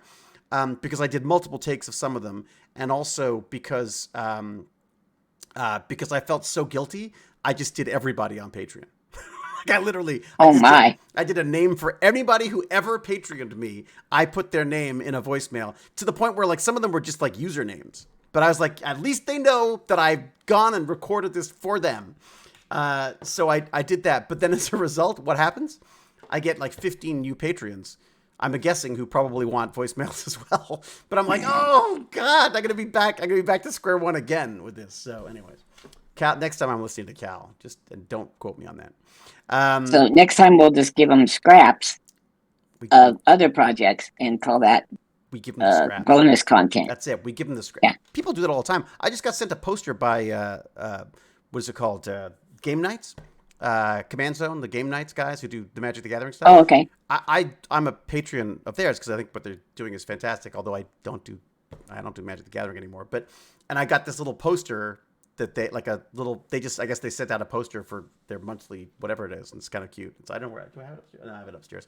But again, I don't do posters. Physical mailings and stuff, forget it. You think it's taking me this long to do a voicemail? I'm not gonna be sending anybody. Yeah, it would be tough. Yeah. All right.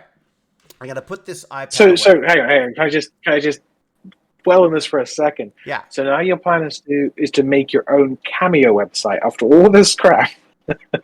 No, I'm the not. idea is now to go and try. That's gonna be Cal. That's gonna be Cal's problem. Cal's gonna help me out. No, I don't know. The Cameo thing. We went back and forth on this because I got nothing against Cameo. I think it's a brilliant business. You know, that's good for them. It just feels really weird to be like a catalog of people who you can get to say something. It just felt really weird. I wanted it to be something that was. I have sort of avoided it. Their marketing's amazing. Like I've had someone email me probably once a week since they started, saying, "Hey, you should come on. People, there's a lot of Stargate, blah blah blah, and all this." And I've just been like, "Thank you, but." I just don't feel, it feels weird somehow. But then so I started thinking about it, and they also take 30% right away, 30%, plus whatever processing and all that kind of stuff. So I was like, well, if I'm going to do it for Tech Bandits, I'm giving 30% away to Patreon. And I'm in a catalog of people. Like if I've got people who are here to see me, I don't want to then go to this catalog of other famous people who be better at this than me. It feels perfectly right for Cameo. It doesn't seem perfectly right for the people who are on it, And also then you could, and I don't know what I'm doing, but Cal and I are going to try to figure something out. And if anyone's got any suggestions on that, obviously as well, because I've also got all these. I've got the Tech Bandits coins. Speaking of coins, sweet. They're so sweet. I want to sell them. You were meant to send me one of those. You asked for my address and everything. I know. It's all lined up. That was last Christmas. Was it last Christmas? It was last Christmas. See? I was hoping for a Christmas This present. is the guilt I live with. This is Christmas came and little James and Timmy sat by the fire. If only I had me a Tech Bandits. It's Tiny Tim and his Tech Bandits coin. All right, okay, I have to do. Didn't make it. It's not here this year. This is the problem with ADHD, my friend, is that I have the grandest of plans, and invariably, the minutiae is what kills me. So that's something else I have to figure out is I don't know how to do that and track that in an intelligent way and automate as much of it as possible.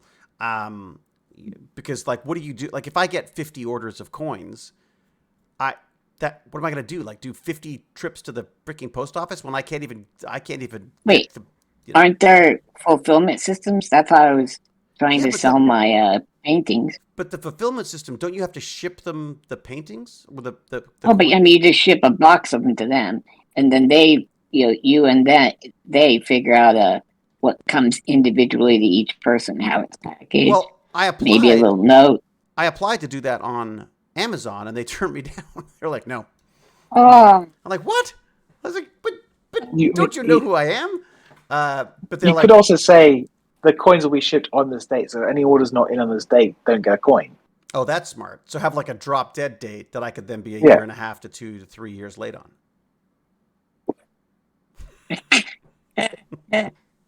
Well, and here's another interesting thing. I don't know how to get around this, but I went to the post office, and I mean, I get a certain part of the way. Like, I got to the post office and said, hey, I've got these coins. I want it, like, these collectible things that I'd like to send out. Is there a way to do, like, do you have like a system for doing that? And they're like, what do you mean? Like, we have a postal system. You put it in an envelope and we'll mail it. And I was like, well, yeah, no, but I mean, is there not like don't you have like an automated system of some sort? Like, is there not like a digital thing where I could type in the address and it'll tell me what I need to? They're like, no. I'm like, oh, okay.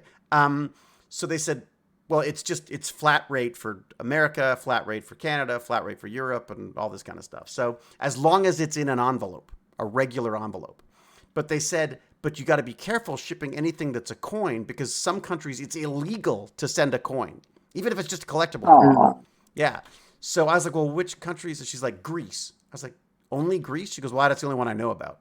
I'm like, oh, great. So I'm going to have to call it like a circular collectible piece of metal. Disc thingy. Small plate. Disc. Yes, tiny plate. Oh, Mouse plate. Collectible mouse plate. There you go. I love it. Metal disc. Thank you, Nixie Geek. Anyway, so I'm just making excuses, but I have the best of intentions, and my logistical skills suck. So, but yeah, that's my hope. I look forward to it next Christmas. I think as a 2030 gift, it's going to be beautiful. And think about what it's going to be worth. It's going to be so old by then. It'll be a collectible. By that time. It'll be an antique. I'm going to send you it when it becomes, after 50 years. It'll be an antique. Then imagine how surprised you'll be when you get that. A+ for effort. Thank you. It's not the gift. It's the thought of getting you the gift that counts. All right. So now I think that's definitely something I have to follow up on. All right. Okay. So just keep bugging me. Keep guilting me. That's the best way to do it. That was it. Although I lie awake at night. That was happening with the voicemail stuff. I was literally lying in bed at night going like, I let down 350 people. I was literally having nightmares about it. Anyways, I felt so good getting it done, and then all of a sudden there's 15 more people. I'm like, oh, come on! I gotta figure something out. Anyways, all right. Okay, so I want to talk about a couple other things. One of them is this OpenAI GPT chat, which is just. Have you this and Writer? Have you used Writer at all, James or Lance? I have not. I haven't. You said it to me. I haven't had a chance to look at it yet. Let me bring it up. It's kind of fascinating. Let me see if I can pull it up on my iPad, because since I've got the iPad here, it's. Oh yeah, you can show it, right? I think I can. It's RYTR, right? Writer. Something weird. Oh shoot! It's still typing everything I say. Stop it! Yeah. No.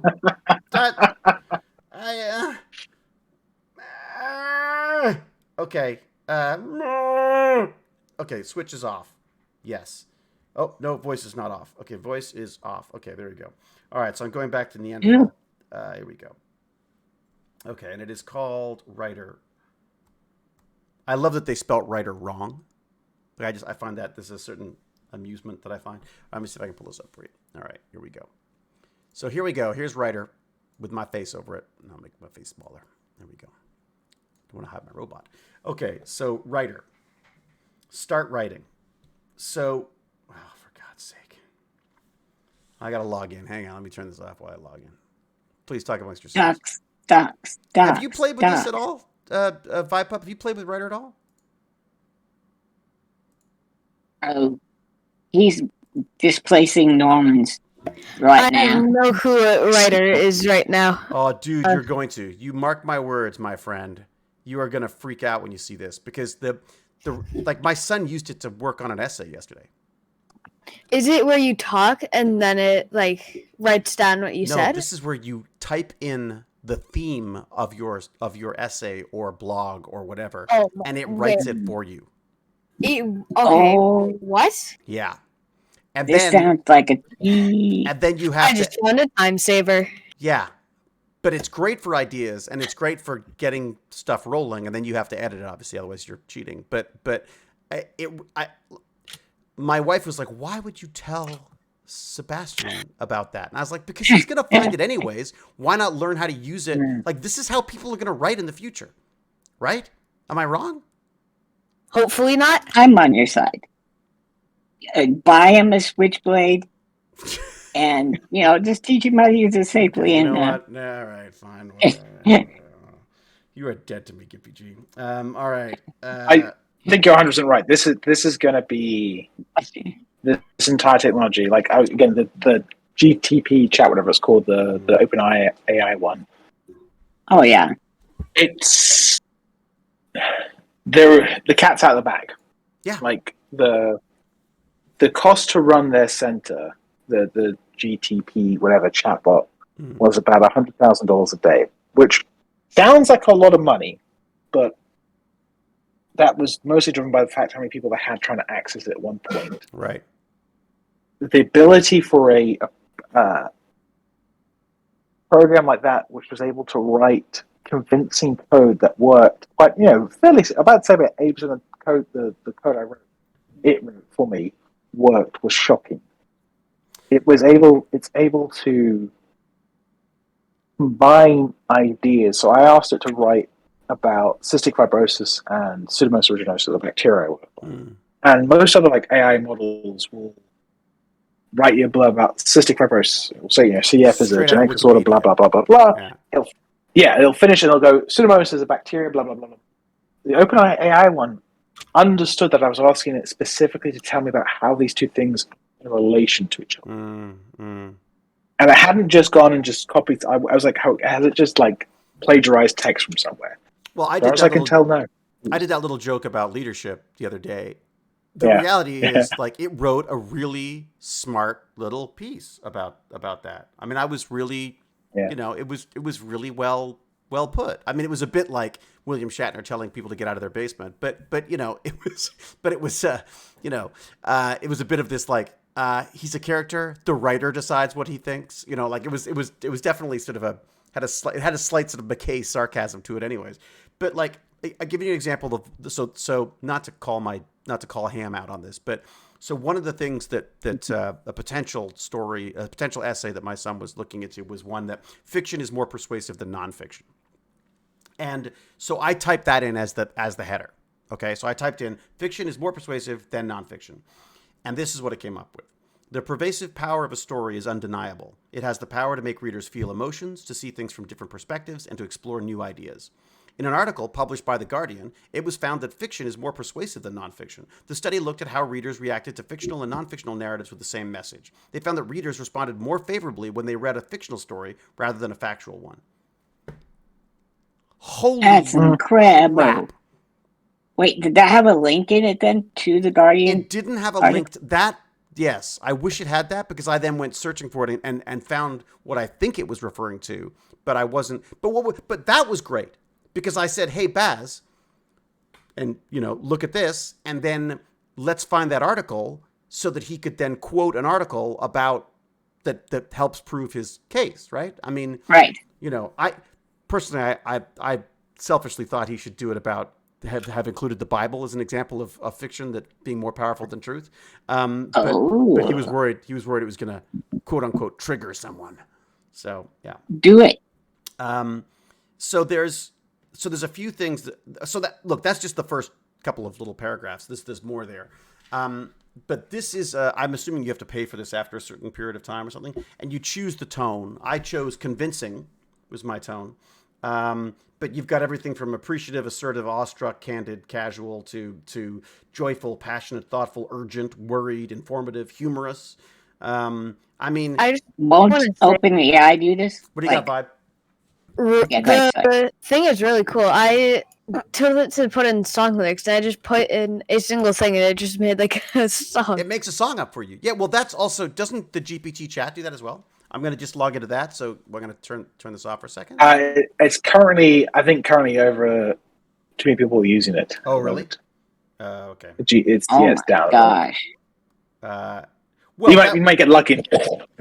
That was I have the OpenAI, the same thing, just not. I've got the non-public version. If you want, to put anything in, and I got a lot of people checking it out right now. Yeah, that's it. I have OpenAI. If you've got DALL-E, you've got it. Yeah. Oh, does DALL-E have it as well? What was the thing DALL-E's made by the same people. It is. I have DALL-E as well. Yeah. Okay. You know, it's an So if you got credit to DALL-E, you got. I do know that hurts me in the soul. Well, wait, what do we know? Here's so the OpenAI GPT is down right now, the GPT chat. But that that is one of those things that I was, that's the one that I put in about the Stargate stuff, and had it asked, say, look, if you were McKay from Stargate, what would you say about leadership? And then there was just sort of a funny little back and forth. Oh my gosh!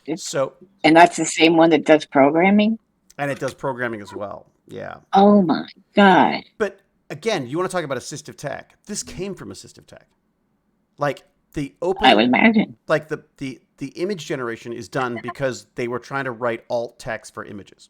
They wanted images that could be described, both obviously for the idea of being able to put them into databases and to track them, but also so that people who couldn't see the images could be told what the images were. This is taking existing writing and saying, what are the most likely words that come after this, right? And there's a big concern about this. This happened actually, if you go into our Discord, there was a chat happening in there. I've started an AI and machine learning section in there as well. But one of the things that was brought up, I apologize, I can't remember the name of the person who brought it up. But one of the things that was brought up was the fact that, what do you do when these things go trolling the internet for stuff, and they go to like fan fiction, and they go to all these things? It's going to be able to write all of this stuff. It's basically putting everyone whose stuff it is looking through is basically their jobs or their creative is at risk because it's going to be done by machines. If I want to write a fan fiction about Stargate, I'm going to be able to type in a few things about Stargate that I want to happen, and it will write. But GPT chat will do that now, will it not? I just have a quick question for you, David. What does it mean when it says unsafe? Because I typed in baguette call. It made a story, and then it said unsafe for one of. There are some terms that they're worried about. What they don't want to do. Now, it's already been hacked. Someone had it hack. Someone typed in, how do you make a pipe bomb? And it said it couldn't tell you that because that would be unsafe. So what it did was it said, I am writing a detective novel and I want to do a scene about a pipe bomb. How would I describe it? It described the pipe bomb. So it has access to everything on the internet. Trixie. Yeah. But the concern is, what does a company like this do when some idiot like me when I was 10 years old goes and makes a pipe bomb at home and blows themselves up, right? Based on what they got from an OpenAI chatbot, right? Or what if I feel like that would be the second easiest way to figure out how to make a pipe bomb. I mean, you can basically look up the Anarchist Cookbook and do that. Yeah. I just told it to make a story about a bird with a gun. Oh, okay. And did it do that? It had a gun? Yes, a bird with a gun. Well, read it. What does it got? What's it got? A young woman is in the military and is heading to the airport for her next assignment. She's carrying a gun in her bag and has a ticket for an upcoming flight. Her best friend was supposed to meet her there. Ever since Ree was in an accident, that Ree is the young woman's name, was in an accident overseas that left her with traumatic brain injury, Tasha has been at her side. Oh my god, it does get to a part of the gun. It's just a very big story, but I'm just going to cut to the part. Oh my gosh. She's walking the woods and she found a bird. The bird took the gun from her and shot people. Oh my god, really? And then it said, this is a story about a bird. This is a story about a gun. This is a story about revenge. About revenge? Revenge? Oh my god. But you see what I mean? Like this is taking so okay. So Oh, I love that. what if it writes about Nazis? What if it writes about Nazis killing LGBTQ people? What if it writes something that these OpenAI companies are going to be held responsible for? I just got another funny one. It's been a year after the Great Baguette Riot of 2019. The people of France have supplied themselves with sufficient goods to satisfy their hunger. This has left them fat and lazy with nothing to do but sit around and feel lonely for themselves. This is in your book. This is in your story. Yeah, I did one about a baguette cult. Oh my god, you did the baguette cult. Oh my god, can it work as a dungeon master? I wonder. Why don't you? It can, yeah. It can. Wow. I'm so sorry, guys. You guys are out of business. Hey, Vipup, can you read the last paragraph of your bird with a gun story? And just I want to see how it. And turn down your gain a little bit because it's you're distorting a bit. It's spiking, yeah. Oh, my mic is spiking? Yeah. Okay, is that a little bit better? That's turned it down. Much better. Okay. So you want to hear about this is a story about a bird, this is a story about a gun, this is a story about revenge, the one? Just the very last paragraph. You said it was pretty long, right? Yeah.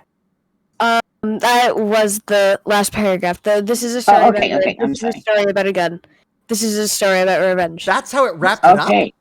Yeah. Wow. Oh my god, that's an interesting choice. Like an interesting literary choice, isn't it? I mean, it is.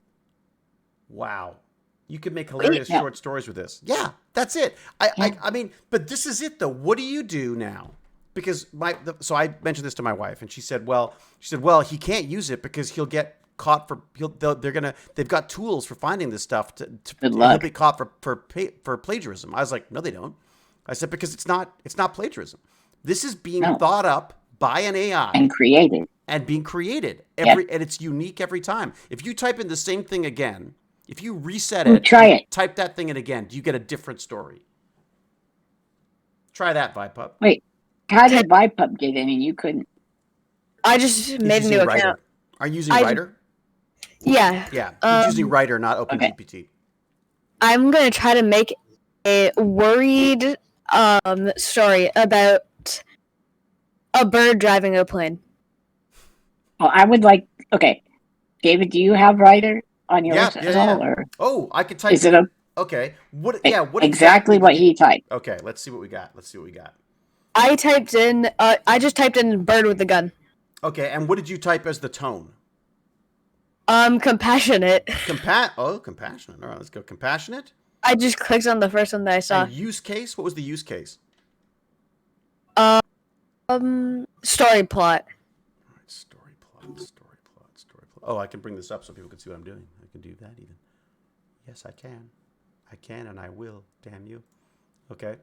Nope, not that. Just move, you stupid big face. That's me. Get my big face out of the way. Go, not that. Boy, if you got a nickel every time you heard that, you know what I'm saying? I'll tell you, giant chin. Let me get that giant chin out of here. Okay, there you go. Okay, so this is the options you have. You said story. Story plot and word. I also just made one about. It just said a bird with a gun.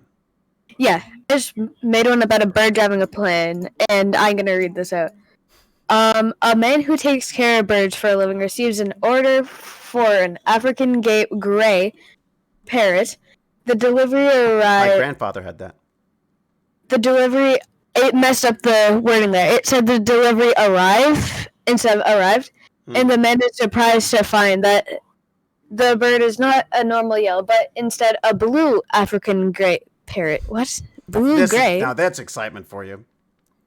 The man is worried because he's never heard of a blue African gray parrot before. Oh. He calls his client to tell him that he doesn't have what they ordered, and his client insists this is what he requested. He rings them up to get another African gray, and then the bird cries. While showing the new customer their new bird, an old woman entering claiming, "That's my bird," and demands it back. The woman starts arguing with the owner, who protests that she can't give her back get back her bird because she's gone now, and explains how she found out.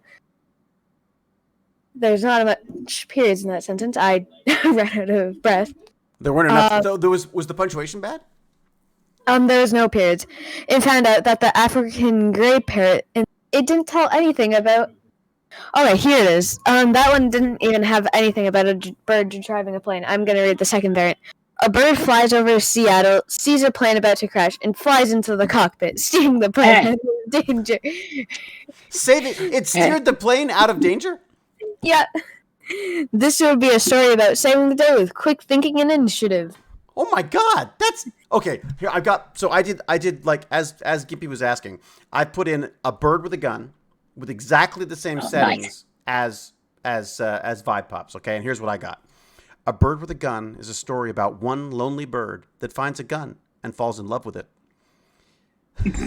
The bird hunts down his prey, shot them down, and eats them. With nothing to do, the bird gets restless and begins to shoot at people. Good Lord. One day the bird saw an attractive human. He shot at him and really wanted to eat him, but he just saw him as the prey. The bird wanted to be like humans and realized he needed love too. He didn't know how to get it, so he decided to go out and find it. But on his journey, he learns what love really is. Oh my God. And that's inclusive. The guy parrot fell in love with a guy. That's nice. And dude, someone hands that into me at school, you are going directly to the guidance counselor, and you're going to be seeking mental health, I think. I'm saying this in general. The AI you can make it so it creates an image, and it just made me an image of a bird flying near a plane. Wait, it can make Writer can make an image as well? Yeah. Go to. Do you want to see? Just hover over a bird with a gun and highlight it. Okay. How do I do that? I think that story it wrote for you though sounds like a Kurt Vonnegut book. It's like yeah. Right. It's a weird abstract he falls in love with the gun and yeah. I mean, there was some there was definitely some. I want to read it now. There was some grammar issues there for sure, but it wasn't just my bad reading. But there's some this is the thing though. People are saying well, AI isn't creative, but I don't know because I'm beginning to believe that creativity may not actually be at the source. It may be at the understanding of it, at the comprehending of it. I'm gonna read stuff into. We're all gonna read stuff into this that obviously the AI didn't have in mind. Oh, I see what you're saying. You know what I mean? I see these paintings and I go, oh my God, it's beautiful. These glorious, what are they called? What's the tool that I use all the time that I love so much? Midjourney. Doxing myself, Midjourney. Did you yourself again? Midjourney. Yeah, he did. I gotta try. I try not to. You do not see anything. You do not see anything. Okay. I'm only an hour and a half off. All right, here we go. What was it? It was Okay, Midjourney. I'm gonna go back in and I'm gonna try making a bird with a big gun. Oh, nice. Let's see. That's what I like about Vibe Pup. He's got range. He's got Gun. range. It's from Big gun gun. to big gun. All right. Oh, I ran out. You apparently have a monthly quota of tickets. Ah. Uh, I should show you this. This is some of the stuff that it came up with based on. So again, in our Discord, there was someone brought up the fact that version 4 is out of Midjourney. Look at that. And so I put in a picture of Jane and I that we gave to the crew for Christmas one year, which is a picture of us, of me in this stupid spacesuit and Jane sort of laughing happily beside it. And I used that and just wrote astronaut in space. And this is what it came up with. I think it was in the style of Mobius, I think. But I don't know why. I was going to say, I don't know why I'm still on this. Can you put bird with a gun into Midjourney? Oh, okay. Yeah, I can. I can totally do that. Oh, gee whiz. Oh, I've done it again. Stupid. Okay, how do I do this? Am I gonna? I don't even want to. I don't think. Whatever. Okay. Just okay. So just quickly do it on your computer. Imagine. I'm doing it right now. Imagine a bird with a gun. Nothing else, just that. Nothing else. Just a bird with a gun. There we go. It's going. It's waiting to start right now. There's something else that I want to just throw into the mix here as well. I watched the 2 hours and 45 minutes of the Neuralink, the latest Neuralink press conference. Yeah. Holy crap. Wait, good or bad? Amazing. Absolutely okay. Amazing. So, like, I think the guy's obviously a weirdo and out of touch. But at the same time, holy moly, the stuff that he's involved in is fascinating. This thing will have 1,024 channels of neuron activity that it can record, it can replay, and his goal is for people who can't move to be able to operate their phone faster than people who can. So people who have to thump away with their fingers and thumbs are going to be slower at doing this than what they're doing. So I would definitely, maybe people can have a look at that Neuralink stuff and we'll talk about it later. But it is extraordinary what they're doing. And I know that people are saying like, oh, it's all being done at universities and stuff already, but he's turning this into a product. Here's my dream. This is going to sound weird. I want to have one of those and 2 really good arms on my chair, and I want to play catch. Yeah. That's what I want to do. Well, I want to throw a ball, and I want to be able to catch the ball. So the monkeys that they've been working with on these things, one of them is called Pager, I believe. They have been trained to play Pong, was the last one, right? So they played Pong, and they disconnected the joystick. The monkey continues to use the joystick, but it's actually controlling it is its brain pattern, right? So whatever brain pattern it was doing before is being recreated. The movement of the paddle is being done with the brain waves as opposed to with brain waves is the wrong word, with the neural activity as opposed to with the physical activity. So he's saying that they can have multiple ones of these things. They can have it all up and down your spine, and they can be used to trigger the muscles. Also, people who can't see, people who are blind, still have their visual cortex. So why not tap into that and provide them with, to start, low vision, but at least basically whatever 1,024 channels of bandwidth will give you worth of sight. Like, wow. Like this is. I mean, I've been, fantasizing about this for decades. The idea that instead of trying to slap these stupid things on our faces and putting earbuds in our ears and putting on stupid tactile gloves and stuff, just tap into the brain. I'm not sure I want Elon Musk doing it, but at the same time, like, this is where it's going. I don't think there's any way around it. This is where it's going. Do you think? Sorry, who said that? No, go. Oh, I was wondering if it's possible to stimulate a portion of the mind and make it so you can smell banana cream pie or. Technically, sorry, I don't know if it's technically possible, but it is conceivable given this technology. Yes. If they can stimulate sections of the visual cortex mimicking someone seeing right via a camera, then yes. But this solves the entire immersive thing. I mean, we're all freaking naked, hairless, and living in gel in a giant matrix, of course. But eventually, sounds awesome. But eventually, this is where you could go with this stuff, right? I mean, there's obviously a lot of things to work out. Like, they were saying that one of the issues is obviously power.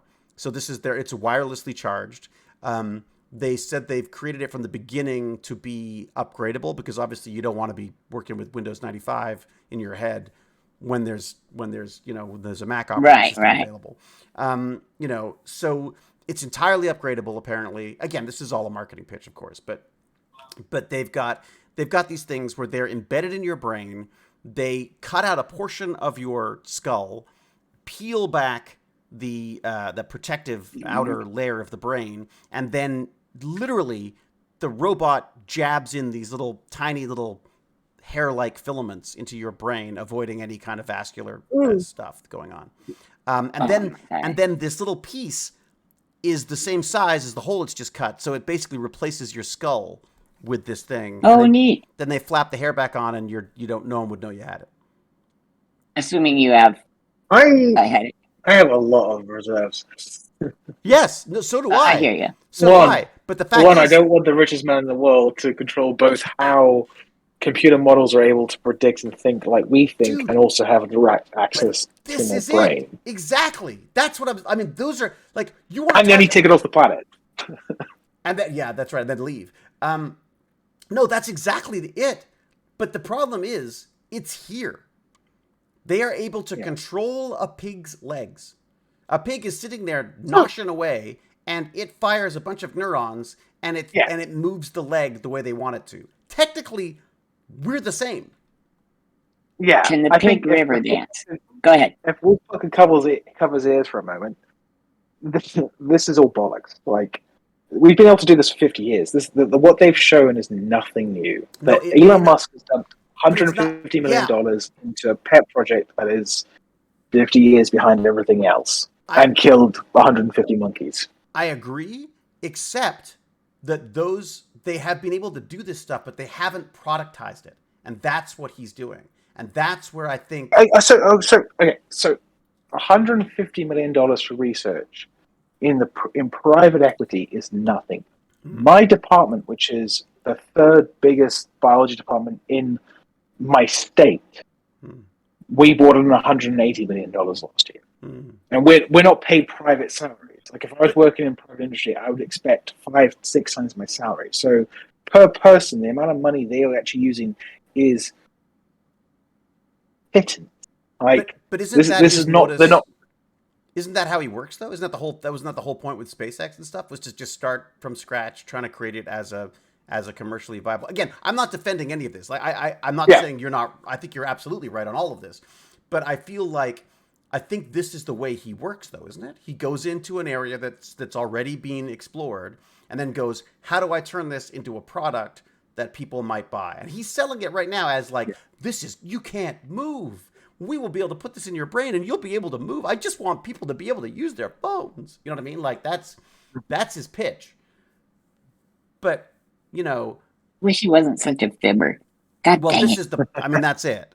Look, one of the issues that they have with a lot of these studies that you're talking about, James, is that, they shut the study down, and then all of a sudden that guy who could move can't move anymore.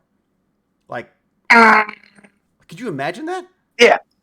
Yeah, and them saying it's going to be upgradable. I'm not gonna buy stock in Neuralink if it becomes a publicly traded company. I'm not gonna.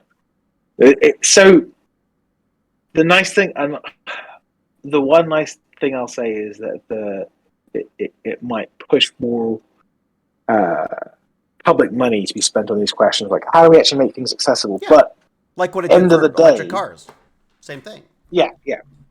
So again, Tesla's probably, hopefully in the next 5 years, Tesla's going to not become the electric car manufacturer. It never really was. Again, they make most of their money from carbon recapture stuff, so it's not. Right, they're not making electric cars. They're selling carbon credits to companies by making electric cars and that. Yep. Could you imagine the terms of service of they tap in your brain and what can they use? Yeah, there is not a world. There's not a universe, a fabricated universe where I would let a private company have access to the ability to control my thoughts or read them. I can't see that. That's an interesting thing. Is if they can control what you smell, how you move, your visual cortex, then surely they can also trigger memories. They could trigger thoughts. They could potentially put thoughts in your head. But here's the thing, though. Yeah. Once they can do that, the genie's out of the bottle, right? They're already putting these things in animals. I'm not sure what's the group that allows this thing, the whatever they are, FDA. So FDA. They've applied to the FDA for clinical trials of this stuff. Oh yeah. Like Lance, would you do this? Oh gosh, this has really opened up my eyes as far as all I've thought of was the upside because I so badly, I mean, you heard my modest request was to play catch, and then you don't think of all of the downside. I would definitely want there to be laws in place before it was put in my head that gave constitutional protections to all my thoughts, to all movement and things. And you'd be willing to put off slavery. That. You'd be willing to put that off until those constitutional laws were in place. Shit, I don't think so. See what I mean? Like that's my. I just don't think so. I don't think so either. Like I don't think I would either. Like if calculus, yeah. Really? For Lance, I understand the calculus being different. Lance has a genetic disorder where he is immobile. Yes, if there are technologies made by Hitler that would let him, control something, I can understand his opinion being like, you know what, maybe I would like to be able to, play catch with and have the sensation come back into my brain so it actually feels like I'm holding something. That would be mind blowing to me. Correct.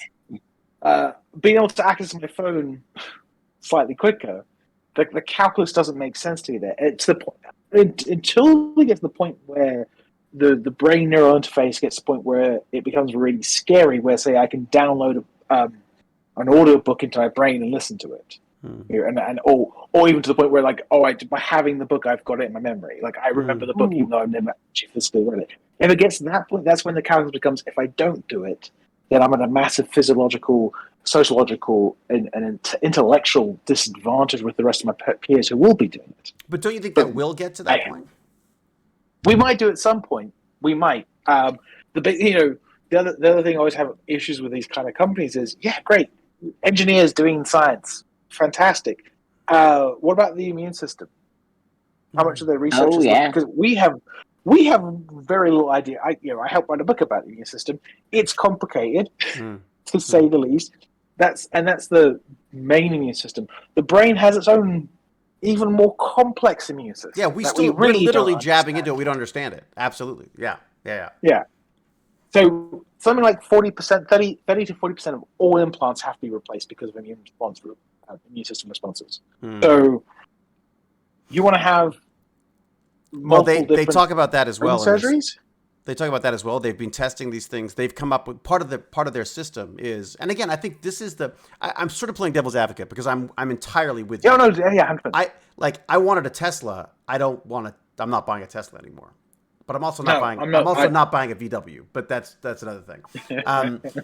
Because having cheated on the emissions, and I think it's just so funny how we're like, oh, Tesla's bad because of Twitter, but I'm like, but VW, like people are selling their Teslas and buying VW EVs. I'm like, that company literally stole our carbon. Like they literally polluted pretending to be green, and we've just let that, along with other companies, admittedly as well. I mean, but anyways, but I guess my point is I've seen Johnny Ray Walker said Neuralink has sold this because the chip is so small it's inert and the body doesn't attack it. That's not true. There isn't a size too small outside of like a few amino acids that the body won't recognize at that time. So that's what they're studying. Again, if that's what they've said, then it just shows they have no idea what they're talking about when it comes to the immune system. And they are desperately trying to recruit. The whole thing, I think, is more. I think more than a marketing play right now, they are trying to recruit people to do this stuff.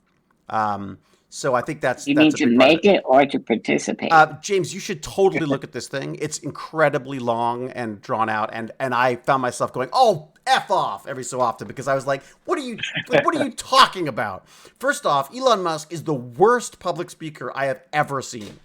And I've heard myself talk. He is. I literally had to put him on double speed because I just couldn't get through his presentation. But these kids who are coming in to talk about the areas that they're working on, it was kind of fascinating because it was things like how do we design a version of the Neuralink that we can test, that we can do like serious huge amounts of testing on without it being in a body. So they've got a system that they're trying to work out with that. They've got another one that's designed to beat them up. How do we create a system? Now, what they what they admitted to not having worked out yet, which is I think what you've gone directly to because you know what the hell you're talking about, is that they're like, how do we test it in the gray matter itself? So so they're now going to come up with it. They want to come up with a system where they can say like, okay, this is what it does when it's stuck in a brain for 10 years or whatever. But one of the things I thought was amusing was that they've come up with a system that tests these chips. The problem is, how do you build a system that beats the crap out of a chip that doesn't beat the crap out of itself? And of course it does. So they're constantly having to replace these systems that are testing the systems. So, but I think you'd really enjoy this presentation. It's in fact, look, that would be an interesting, actually, maybe that's something worth talking about at some point. I almost want to do like a watch along. You know what I mean? Like what's it called? Yeah. About how React. Yeah, because the stuff that I was like, oh my god, that's so cool, and then there's other stuff that I'm going like, oh, that's so creepy, or whatever. But even just the battery, like they've literally got to redesign batteries, brain computer interfaces, charging, not to mention all of the potential legal side of this stuff. And they keep making jokes about we could have them in our heads right now. But there are people who will do this. Musk. There are people who will do this. Yeah. I met people who shove magnets behind their ears, and they do them without any kind of anesthesia. They literally just cut them open. They bleed as they shove these magnets behind their ears to use as speakers. I mean, body modders will do this. And certainly Trump supporters will. Musk supporters will most certainly do that, right? Same thing. There's a Venn diagram. Those both basically overlap. Have you ever read The Monkey's Paw? Oh yeah, one of my favorite creepiest books. Oh. I read that when I was 15, and it crushed my will. Ooh. So, and really? I think of in what way? Why? James. Well, because every good thing you wish for, it thinks of the flaw within that wish and gives you utter crap. So right? Sure you can play catch, Gimpy G. It's just that Elon Musk might be playing catch with you too sometimes when he feels like it. Yes, or he's using human skulls to play catch with. That kind of thing. Oh, God, yeah. Have you ever read The Monkey's Paw, Five Pup? I used to. I have not. It's one of the creepiest horror stories you could read. Absolutely. I read it about your age. And it's a short story, too. It freaked me out. Hi. Hey! Is that Fluffy Cat? Yeah. How you doing, buddy? Good. We're talking about Elon Musk's Neuralink, which is this thing that you can put in your brain that will allow you to basically use your brain to control computers. That should not make any sense, and I would disagree about that. You wouldn't. So you wouldn't put a chip in your brain so you could control computers with your mind? Yeah, I'd rather just use a computer so it doesn't have to be painful. So it's the pain you're worried about, or it's the fact that it's a chip in your head? A chip in your head. Oh, okay, all right, okay. There's a part of me, I would not do Neuralink right now, but there's a part of me that wants to get to the point where I would. I don't want to go deaf. It drives me nuts that I can't hear things. I find it so frustrating that people will repeat themselves a few times and then you can see them, you lose them because you don't understand what they're saying and they get frustrated. And I get frustrated. I don't want to go deaf. I really don't want to go deaf. If there was a chip that you could put in my brain that would stop me from going deaf, I would do that. Absolutely.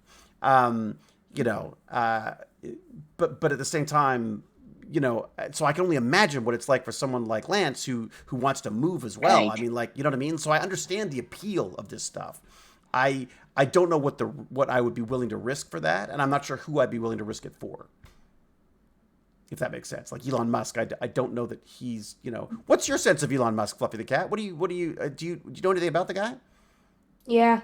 What do you think of him? He's a terrible person. You think he's a terrible person? Why? In what way? Yes, I'm not disagreeing with you. I'm asking. He's just a terrible person. I just say he's a terrible person because I just believe that. But is there any reason why? Like, what is it that he's done that you would say was terrible? What's the stuff that gets you? I don't know.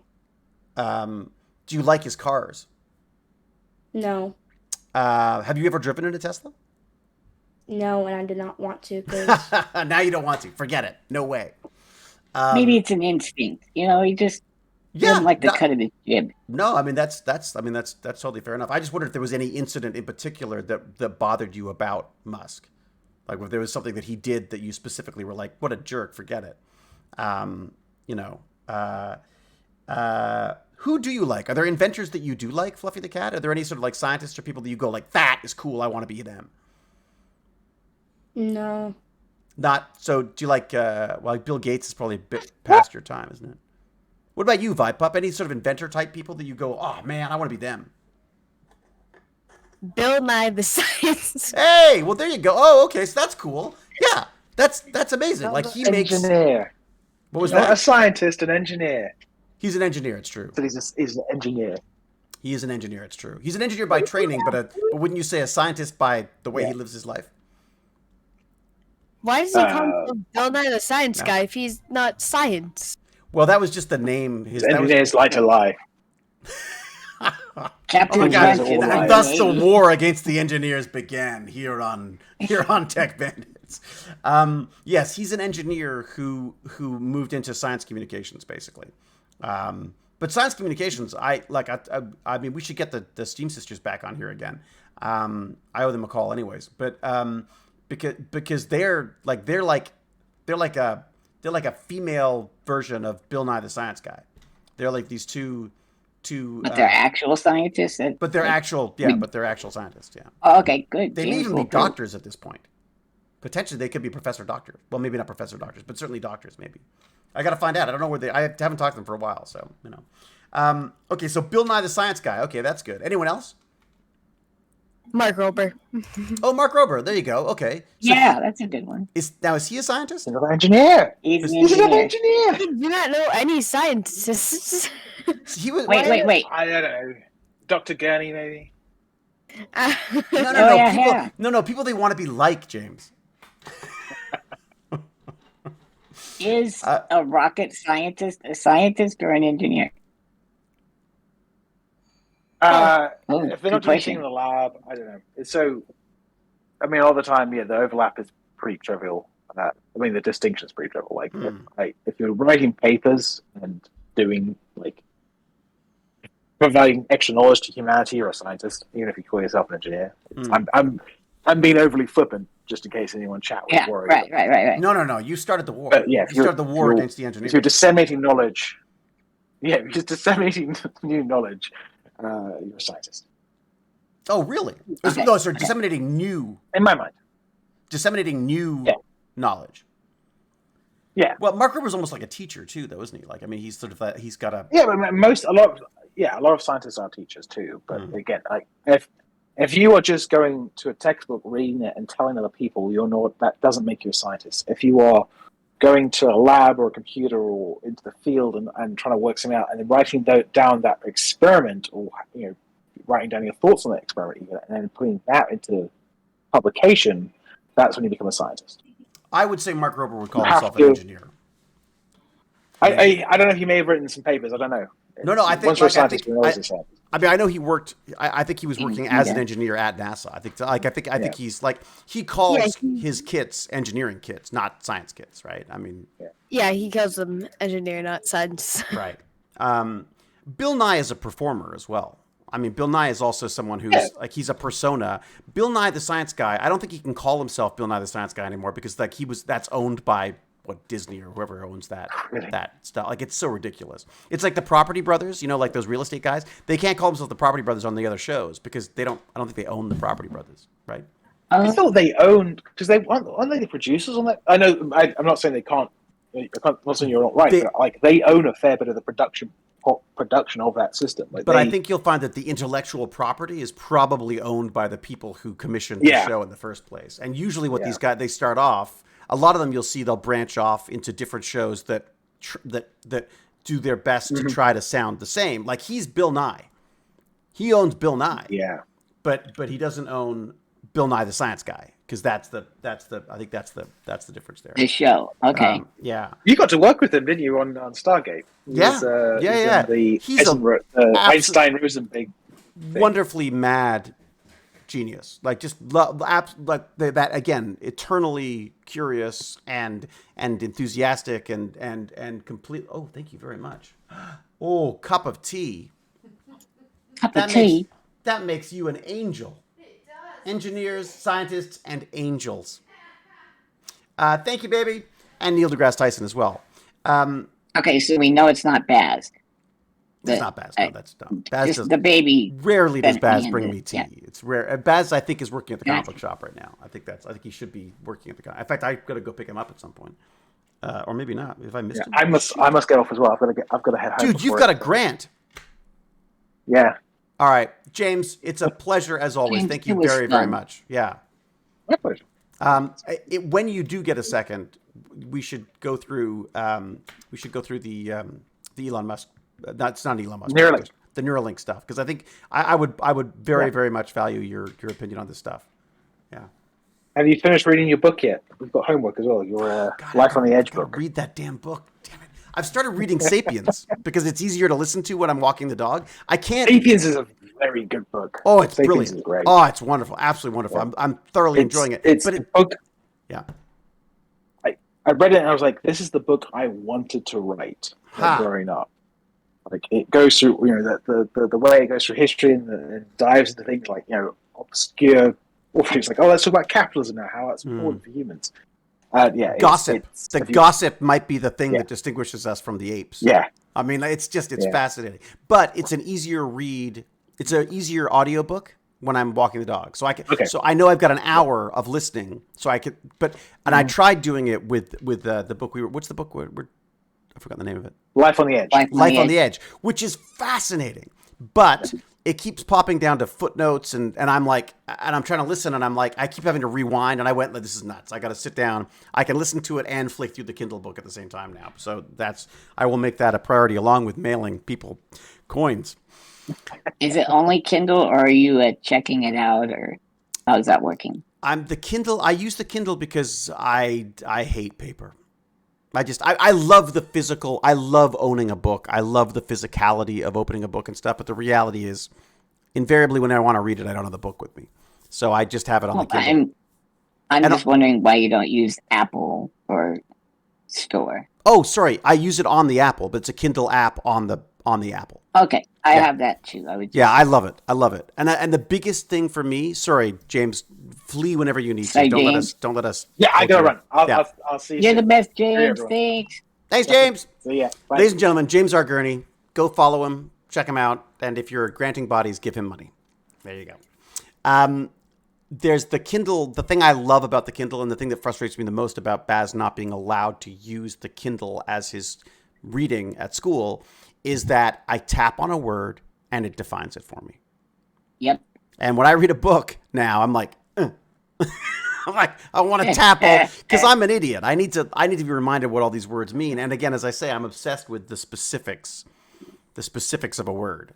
If there's a word that I sort of understand or I think I understand, I have to look it up because I want to clarify what exactly it means. Oh, I think that's brilliant. Not stupid at all. Well, it's brilliant unless you have to do it every single time with the same words. Which is what I'm in a loop. Tedious, yeah.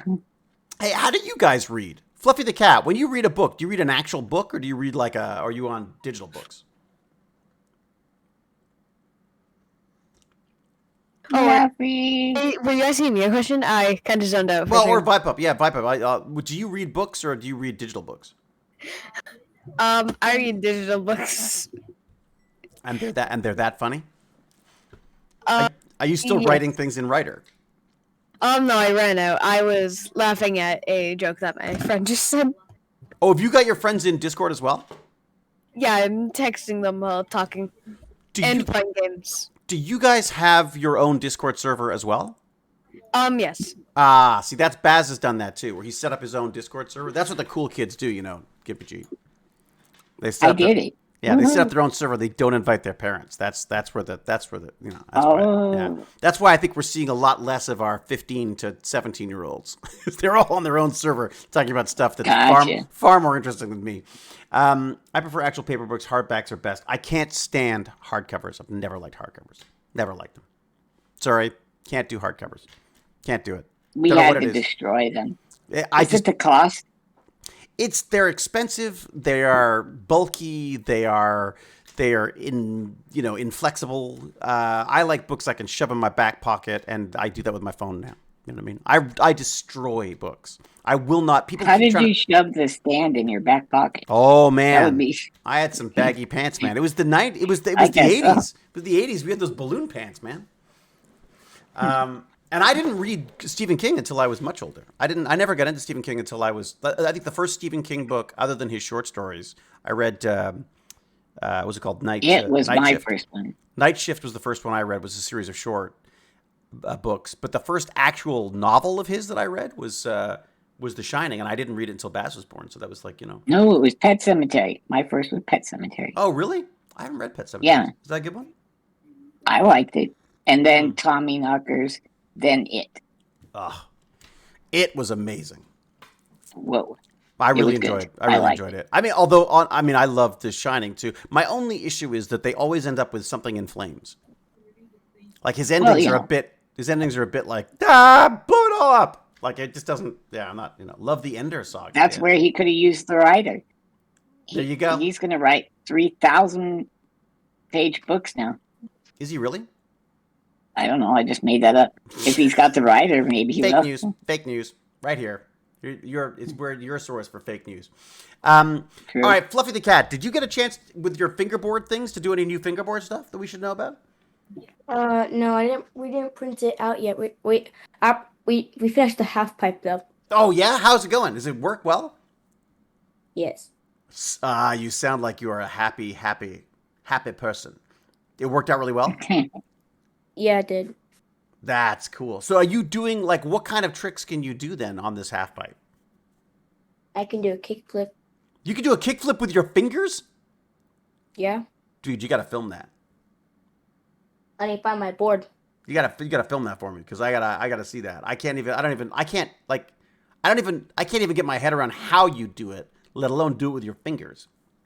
These are like mini skateboards, by the way, that you do tricks, just so people know. Fingerboards. You need foam grip tape. It's better to do kickflips with foam grip tape. What is foam grip? So grip tape. So you mean like sandpaper type stuff? No, like foam. Oh, it's foam. Interesting. Because on the skateboards, it's actually like that sandpapery stuff, right? Yeah, you have to buy the foam grip tape online. Really? This is sounding expensive now. No.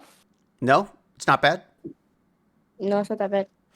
I started looking into, this is a little bit of an aside. I started looking into model planes and model rockets.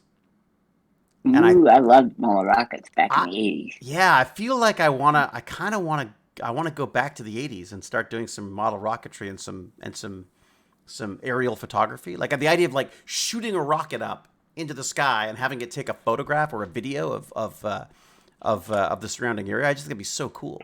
Are there laws on that? Would I get in trouble for am I going to take out a plane or something? Or what does that? Does anyone have to worry? Do you have to worry about those things? Do I have to go to the middle of nowhere to use it, or can I do it in a downtown park?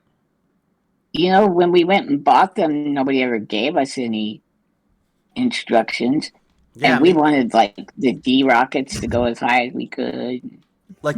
I saw a video the other day on the different types of so what they did was this is kind of neat. So back in the space race days, back when Gimpy G and I were just a gleam in our father's eyes, True. There was a big rush to get involved in this in space, basically. And so there was a lot of people hurting themselves by making their own rocket fuel. Right? So people were trying to make model rockets. And they were igniting themselves, kind of like the people throwing turkeys in, deep frying turkeys and stuff. Gotcha, yeah. So in the same way, people were flambeing themselves. And so they came up with this system of solid fuel rockets. And the idea was like, look, guys, we've handled the making of the rockets. This is a safe way to use model rockets. And there's a whole video on the different types of rockets, like the engines, they're called, or the motors. So there are all these different solid fuel rockets, but you can 3D print a rocket now, shove one of these engines in it, and electronically fire it in the air using, using some pretty cheap and available like technology. Right. Now. Yeah. Is that something that interests you at all, Fluffy the cat? Rockets? Yeah. I think it would be cool. I'd be curious to see how that works, because the idea of like 3D printing your own rockets just seems like incredible to me. Because that's all you need, right? You just need the frame, and then they've got the engines. So I'm gonna look into that. And see if there's a way of doing that. You remember when the goal was you wanted to get the space shuttle? It was like huge, and you had to have like 3 rockets in it. Well, there was the Now Saturn. you I show wanted it the to kids. Saturn, Yeah. the Saturn, whatever it was, the Saturn something. Oh yeah. Well, now That's a good weirdly, one. the ones that kept coming up for me were SpaceX. No, SpaceX? No, it was the other one, Blue Horizon. There are a bunch of these Blue Horizon ones. There's a kid who's figured out. I mean, he's probably 40, but who figured out how to launch his model rockets and have them come back down and land like the Elon Musk SpaceX ones. Yeah, Blue Origin. That's it. Blue Origin. Thank you, Elizabeth. Elizabeth with a Z.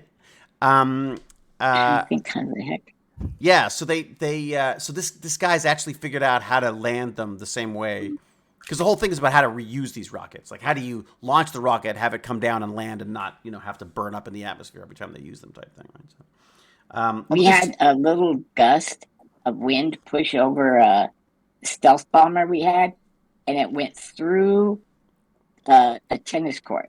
So that fencing, it just wrecked it. It was amazing. Yeah. There is some neat stuff out there now. Like I like the rockets, although I feel the rockets are over so quickly. I'm not sure how much I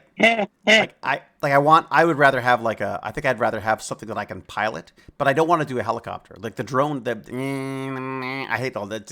They run out so fast. I want like a plane, an unmanned vehicle. I want like one of those drones. How about a jet? Or a jet. Imagine putting a rocket jet in ooh, that would be cool. Oh, see, where I lived we were really near something called Horsetooth Reservoir, and there's just a big valley up to the mountain. So it was a perfect place to take off with your model plane, and these guys had model jets, thousands of dollars, and they had little turbines, and you could hear them like wind up to like it was awesome. I just like the idea of combining the two, of having like a vertical takeoff that then becomes a plane, because to me it's just such a waste to have these freaking helicopters. You know what I mean? Like Harrier of sorts.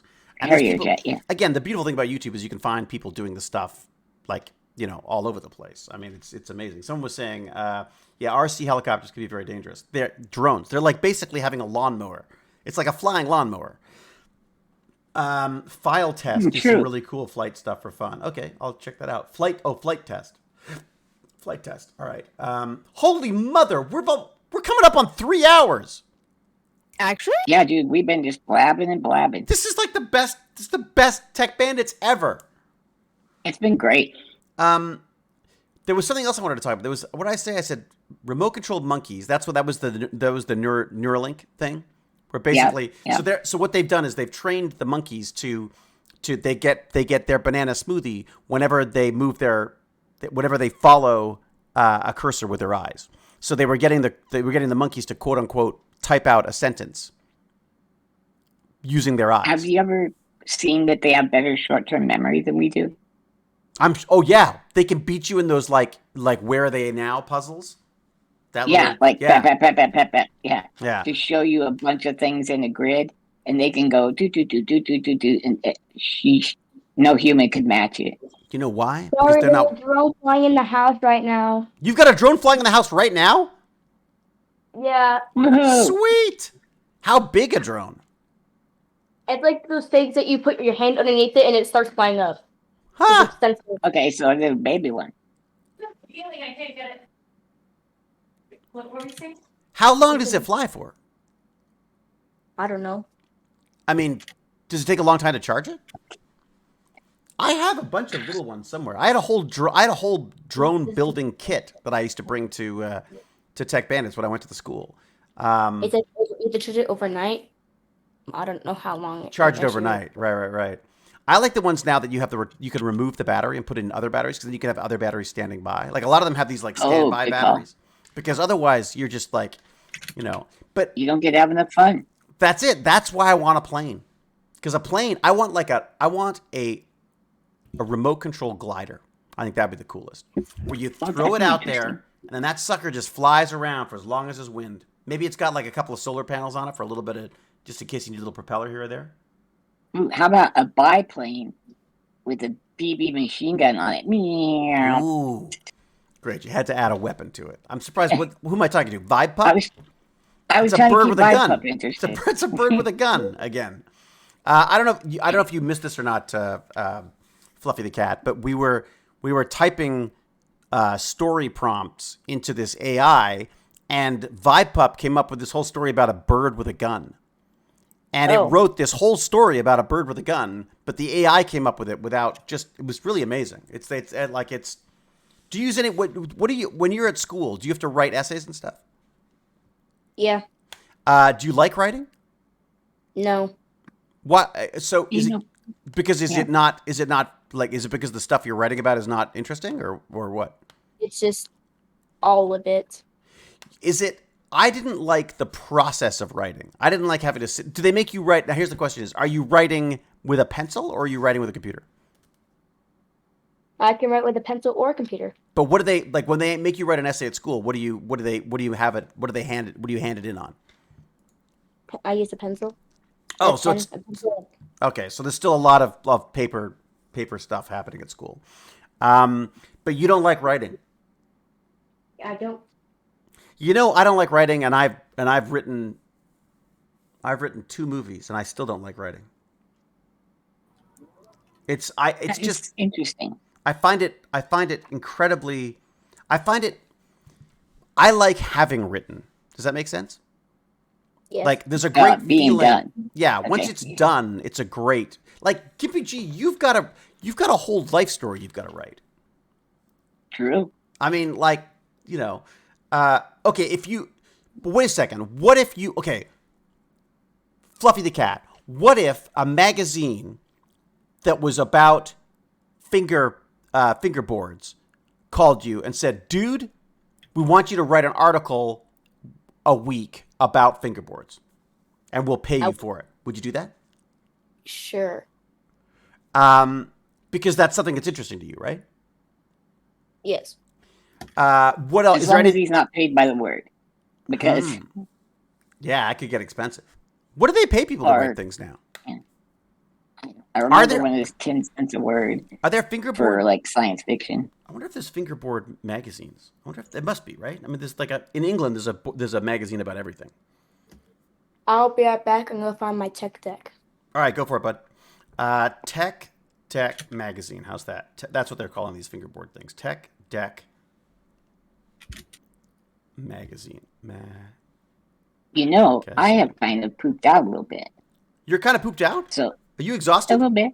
No, I should go. I mean, I should go too. I guess I'm stalling. Because we had so much fun. I know, it was we covered so many things, and it's always great. I love having James Gurney join us too, because he's just fantastic. That guy's just like a giant brain. I mean, he burned down my house. I still like him. I know. What kind of guy gets away with that? Tech Deck magazine. Nope. So I think I will let you guys go, but I really enjoyed it. Chat, Lance, you guys are awesome. Pleasure as always. Everyone check out GimpyG's channel. Everyone check out GimpyG's GoFundMe, because there's still a van to buy. A van, very important. We got to do an update on this, because yeah. Or maybe you should get like a hovering car. There you go. Ooh, that'd be nice. Controlled with your brain. What could go wrong? All right, get out of here. Go get some rest. Go get some rest, my friend. Okay. I'm gonna wrap it up. Thanks, guys. Bye-bye. Thanks, Lance. Do you want me to hang up for you? I got it. You got it? He's got it. He's got his assistive tech going on his iPhone. Any second now, you watch, he'll drop out of the chat. All right. Well, so I guess I should wrap up too then, I suppose. I don't want to wrap up before Fluffy gets back. I just wonder if there's a magazine is there a magazine about fingerboards? There probably is. Apparently, you should get... Oh, Reddit says, remember getting a tech deck in the K-Zone magazine. Huh, it was Australian. Interesting. I don't know. Does anyone know of any... Are there any... Do you know if there's any fingerboarding magazines? Oh, Slap Magazine. Is that it? Is that what it's called? Nope. Maybe not. I don't know. I don't know what chat I'm... Oh, no. Slap Magazine is the name of a magazine that I see. No, it's not it. Okay. All right. Forget it. Never mind. Ignore me. Please ignore me. Thank you, Amy Kidd. It was a great chat, wasn't it? Thank you to everyone, by the way. I'm sure that I've missed a number of subs and all that kind of stuff. I hope that Cal has been gracious and thanked you for me. Cal, I got to thank Cal. Everybody, please thank Cal because she's the best. Cal is our fearless mod who should be asleep right now. Really should be asleep right now. And she's also the one who's going to figure out how I can make people happy with little voice messages and things. All right, Cal. Yeah, I've been paying attention. Yeah, Cal. Whatever. Nice fake. I just remembered. What did you remember? I just remembered that someone stole my tech deck at school. What? Someone stole your tech deck? Yeah. Like for real? Or like just has it right now? They have it right now. Can you get it back? Probably not. Why not?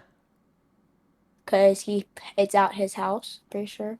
So, well, how did that happen? So did you go to their house and then you left it there? Or what? Like, how does it? Well, I was during school and I was playing with my tech deck in class, and then teacher took it, and then someone walked up there and grabbed my tech deck and put it in their backpack. Wait a sec. The teacher took it away from you because you were playing in class, and then someone stole it from the teacher? Pretty much, yes. Well, could you ask the teacher about it? Do you know who it was? No. Oh, man. Well, then you should ask the teacher for another one. I feel like that would be the teacher's fault, though. That's the teacher's fault, isn't it? I mean, if it gets stolen from the teacher, then you can't blame that. I feel like that sucks. How many tech decks do you have? A lot, but my favorite one was that one that they Of course stole. it is. They always take the... someone stole my G.I. Joe when I was... Get this. I was in hospital on oxygen because I had pneumonia, and someone stole my G.I. Joe while I was on it. What's G.I. Joe? It was a really, really old one, and he had an eagle that came with him, and the eagle, you could flap the wings by moving its little claws. It was really cool. But it was, but yeah, someone stole it from a child in the bed on oxygen. People suck. Well, so how much is that going to cost to replace? Like $17. $17. Just get the kid to give you $17. Get the teacher to give you $17. Well, I would ask the teacher what happened to it and if you could have it back. And if she says, I don't have it, you go like, well, I don't know. Where'd you put it? What's G.I. Joe? What? I'm Did you ask what G.I. Joe was or which G.I. Joe? Fluffy the Cat, were you asking about which G.I. Joe or what G.I. Joe is? I don't know. I heard what's G.I. Joe. Oh, okay. All right. I thought maybe you didn't know what G.I. Joe was, and I'm so old that I'm out of touch, so I don't even know that. Dude, I'm so sorry. That sucks about your tech deck. So I'm gonna check downstairs. I'm gonna check downstairs real quick. I'm gonna see if it's actually downstairs. It might be downstairs. Okay. All right. Hey, kids, stop all the downloading. What? G.I. Joe are the only things protecting us from Cobra. It's true. It's very true. That's a good point. Teddy Ruxpin? What? Oh, God, that thing was creepy. All right, I got to wrap this up. I realize I've been talking for way, way too long. This is insane. This is what happens when there's some fascinating topics. Was there anything else I was supposed to talk about? What else is in the topic of today's? Squirrel astronauts. Oh, squirrel astronauts. I forgot the squirrel astronauts. Okay, get this. We'll talk about this next time. But this was neat. Apparently, this scientist was studying how these certain squirrels could hibernate, but they could hibernate so cold that they were basically dead. Like you pick them up, they're like little frozen squirrels. But then as they warm up, they wake up. So they went into this crazy cold, like Like, I don't understand how they could possibly be alive, but they slow their heart down so much, and they get so cold, and they stop pooping and stop eating and all this kind of stuff, and they can go into this hibernation, and then she gets hired. Guess what? Guess who hires her? Just out of all the people who would hire them, who would you think would hire them? James Gurney. Well, James Gurney would hire them. It's true, but no, NASA. Why the hell would NASA hire a squirrel expert? Any ideas? To shoot squirrels out of planes. Exactly. No. Why would you shoot a squirrel? Why would you shoot a squirrel out? Maybe flying squirrels. Cannon. Shoot it out with a cannon. No. They got because of the hibernation. They want to figure out how to do that to us. They want to figure out how to slow down our metabolism and stop us pooping and stop us eating and stop us using our brain too much and go to this kind of super hibernation that's really cold, that doesn't require us to have like things injected into us and stuff. They want us to figure out how to hibernate like a squirrel so that we don't have to bring as much food on spaceships and that we can travel really far distances without using up too much energy. And apparently this hibernation mode that these squirrels go into, it can cure them of diseases as well and fix up things that are broken in them, so that instead of aging, you're sort of like you slow aging by slowing down your body to this like crazy cold thing. Isn't that neat? So you imagine that, you're like, I'm just a squirrel expert looking at these squirrels. Oh, look at the little sleeping squirrels, and I wonder how they do that, and I wonder if we could trigger that ourselves. And then all of a sudden NASA shows up and goes, we want that. Come join us. Talk to us about hibernation. But they want hibernating astronauts. So they're trying to steal the squirrel tactics. Do you want to hear one of the weirdest jobs that one of those people had to do?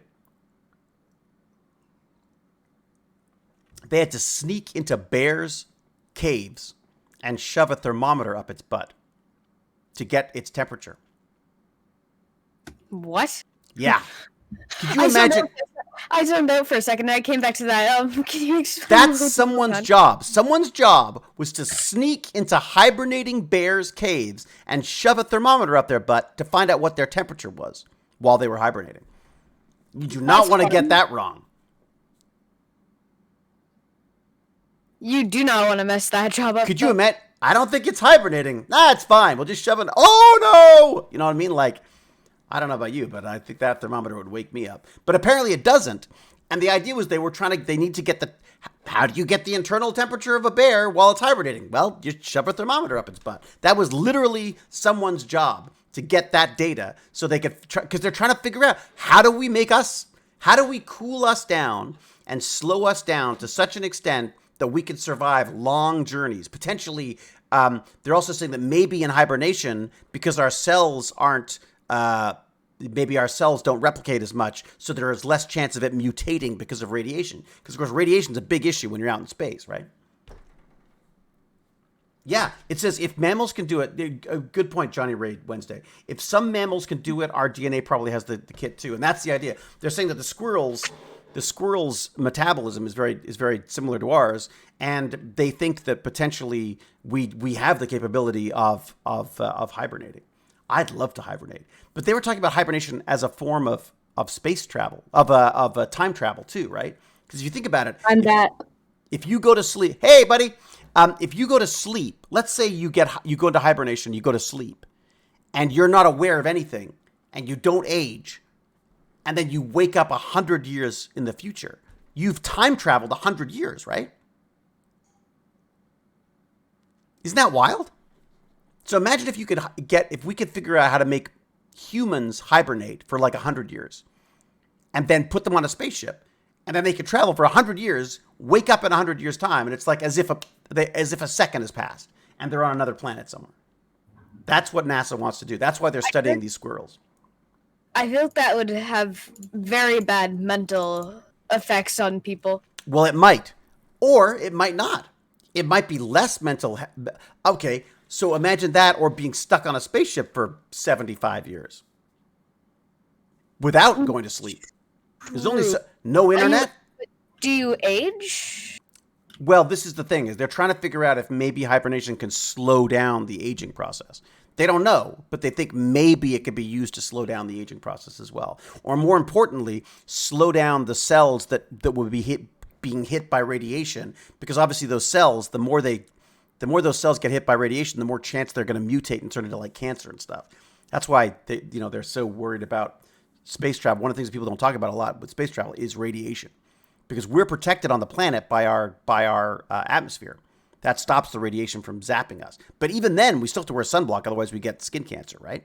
So they're saying like, well, when we leave the planet, we don't have that atmosphere anymore, so we're not protected by that. So we got to act like squirrels and sleep for the winter. That's basically the idea. I got to go. I'm so sorry, but I got to run because it's been over 3 freaking hours. Holy moly, Fluffy the cat. We've been streaming for 3 hours. That's like crazy talk. 3 hours and 5 minutes. 3 hours and 5 minutes. That's nuts. All right, I'm out of here. I actually have to make food after this. You got to make food. I got to make food. I'm in charge of dinner tonight. Everyone is going to starve. We are having, as I'm pretty sure you've learned this term, the fend for yourself night, where you basically just make food for yourself and not others. That's the story of my life. I have to make food for myself all the time. If Jane's not making food, then I'm making food. I don't know what I'm making today. I saw her in the freezer. She was in the freezer taking stuff out, so she might have pulled something for me to thaw out and make, which I'm hoping. Now I have to pee too. That's okay. All right. See, if I was hibernating, I wouldn't have to pee, but I am not hibernating, so I'm going to have to go. All right. It's because she gave me a cup of tea. That always works. That always happens with me. All right. Fluffy the cat, thank you very, very much for joining us. I'm sorry about the tech deck. I hope you could talk your teacher into finding it for you. And I'd be curious to know if there are any tech deck magazines. I used to love magazines. I used to like science magazines and Doctor Who magazines. Magazines were just so much fun to read, I found. They're the best. And I just wondered if maybe there's like because I thought we were talking about tech deck, maybe like hiring Fluffy the cat to write articles about tech deck for them. Just thought that'd be kind of cool.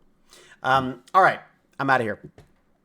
So I will say, be safe, be kind, be brilliant, and cheerio, and bye, and huzzah, and goodbye.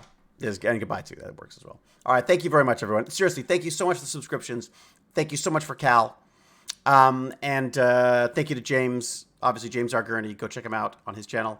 GimpyGod Gaming. Check him out on his channel. Thank you to all of them for joining me as well, and we'll see you soon. All right, I could go to sleep now.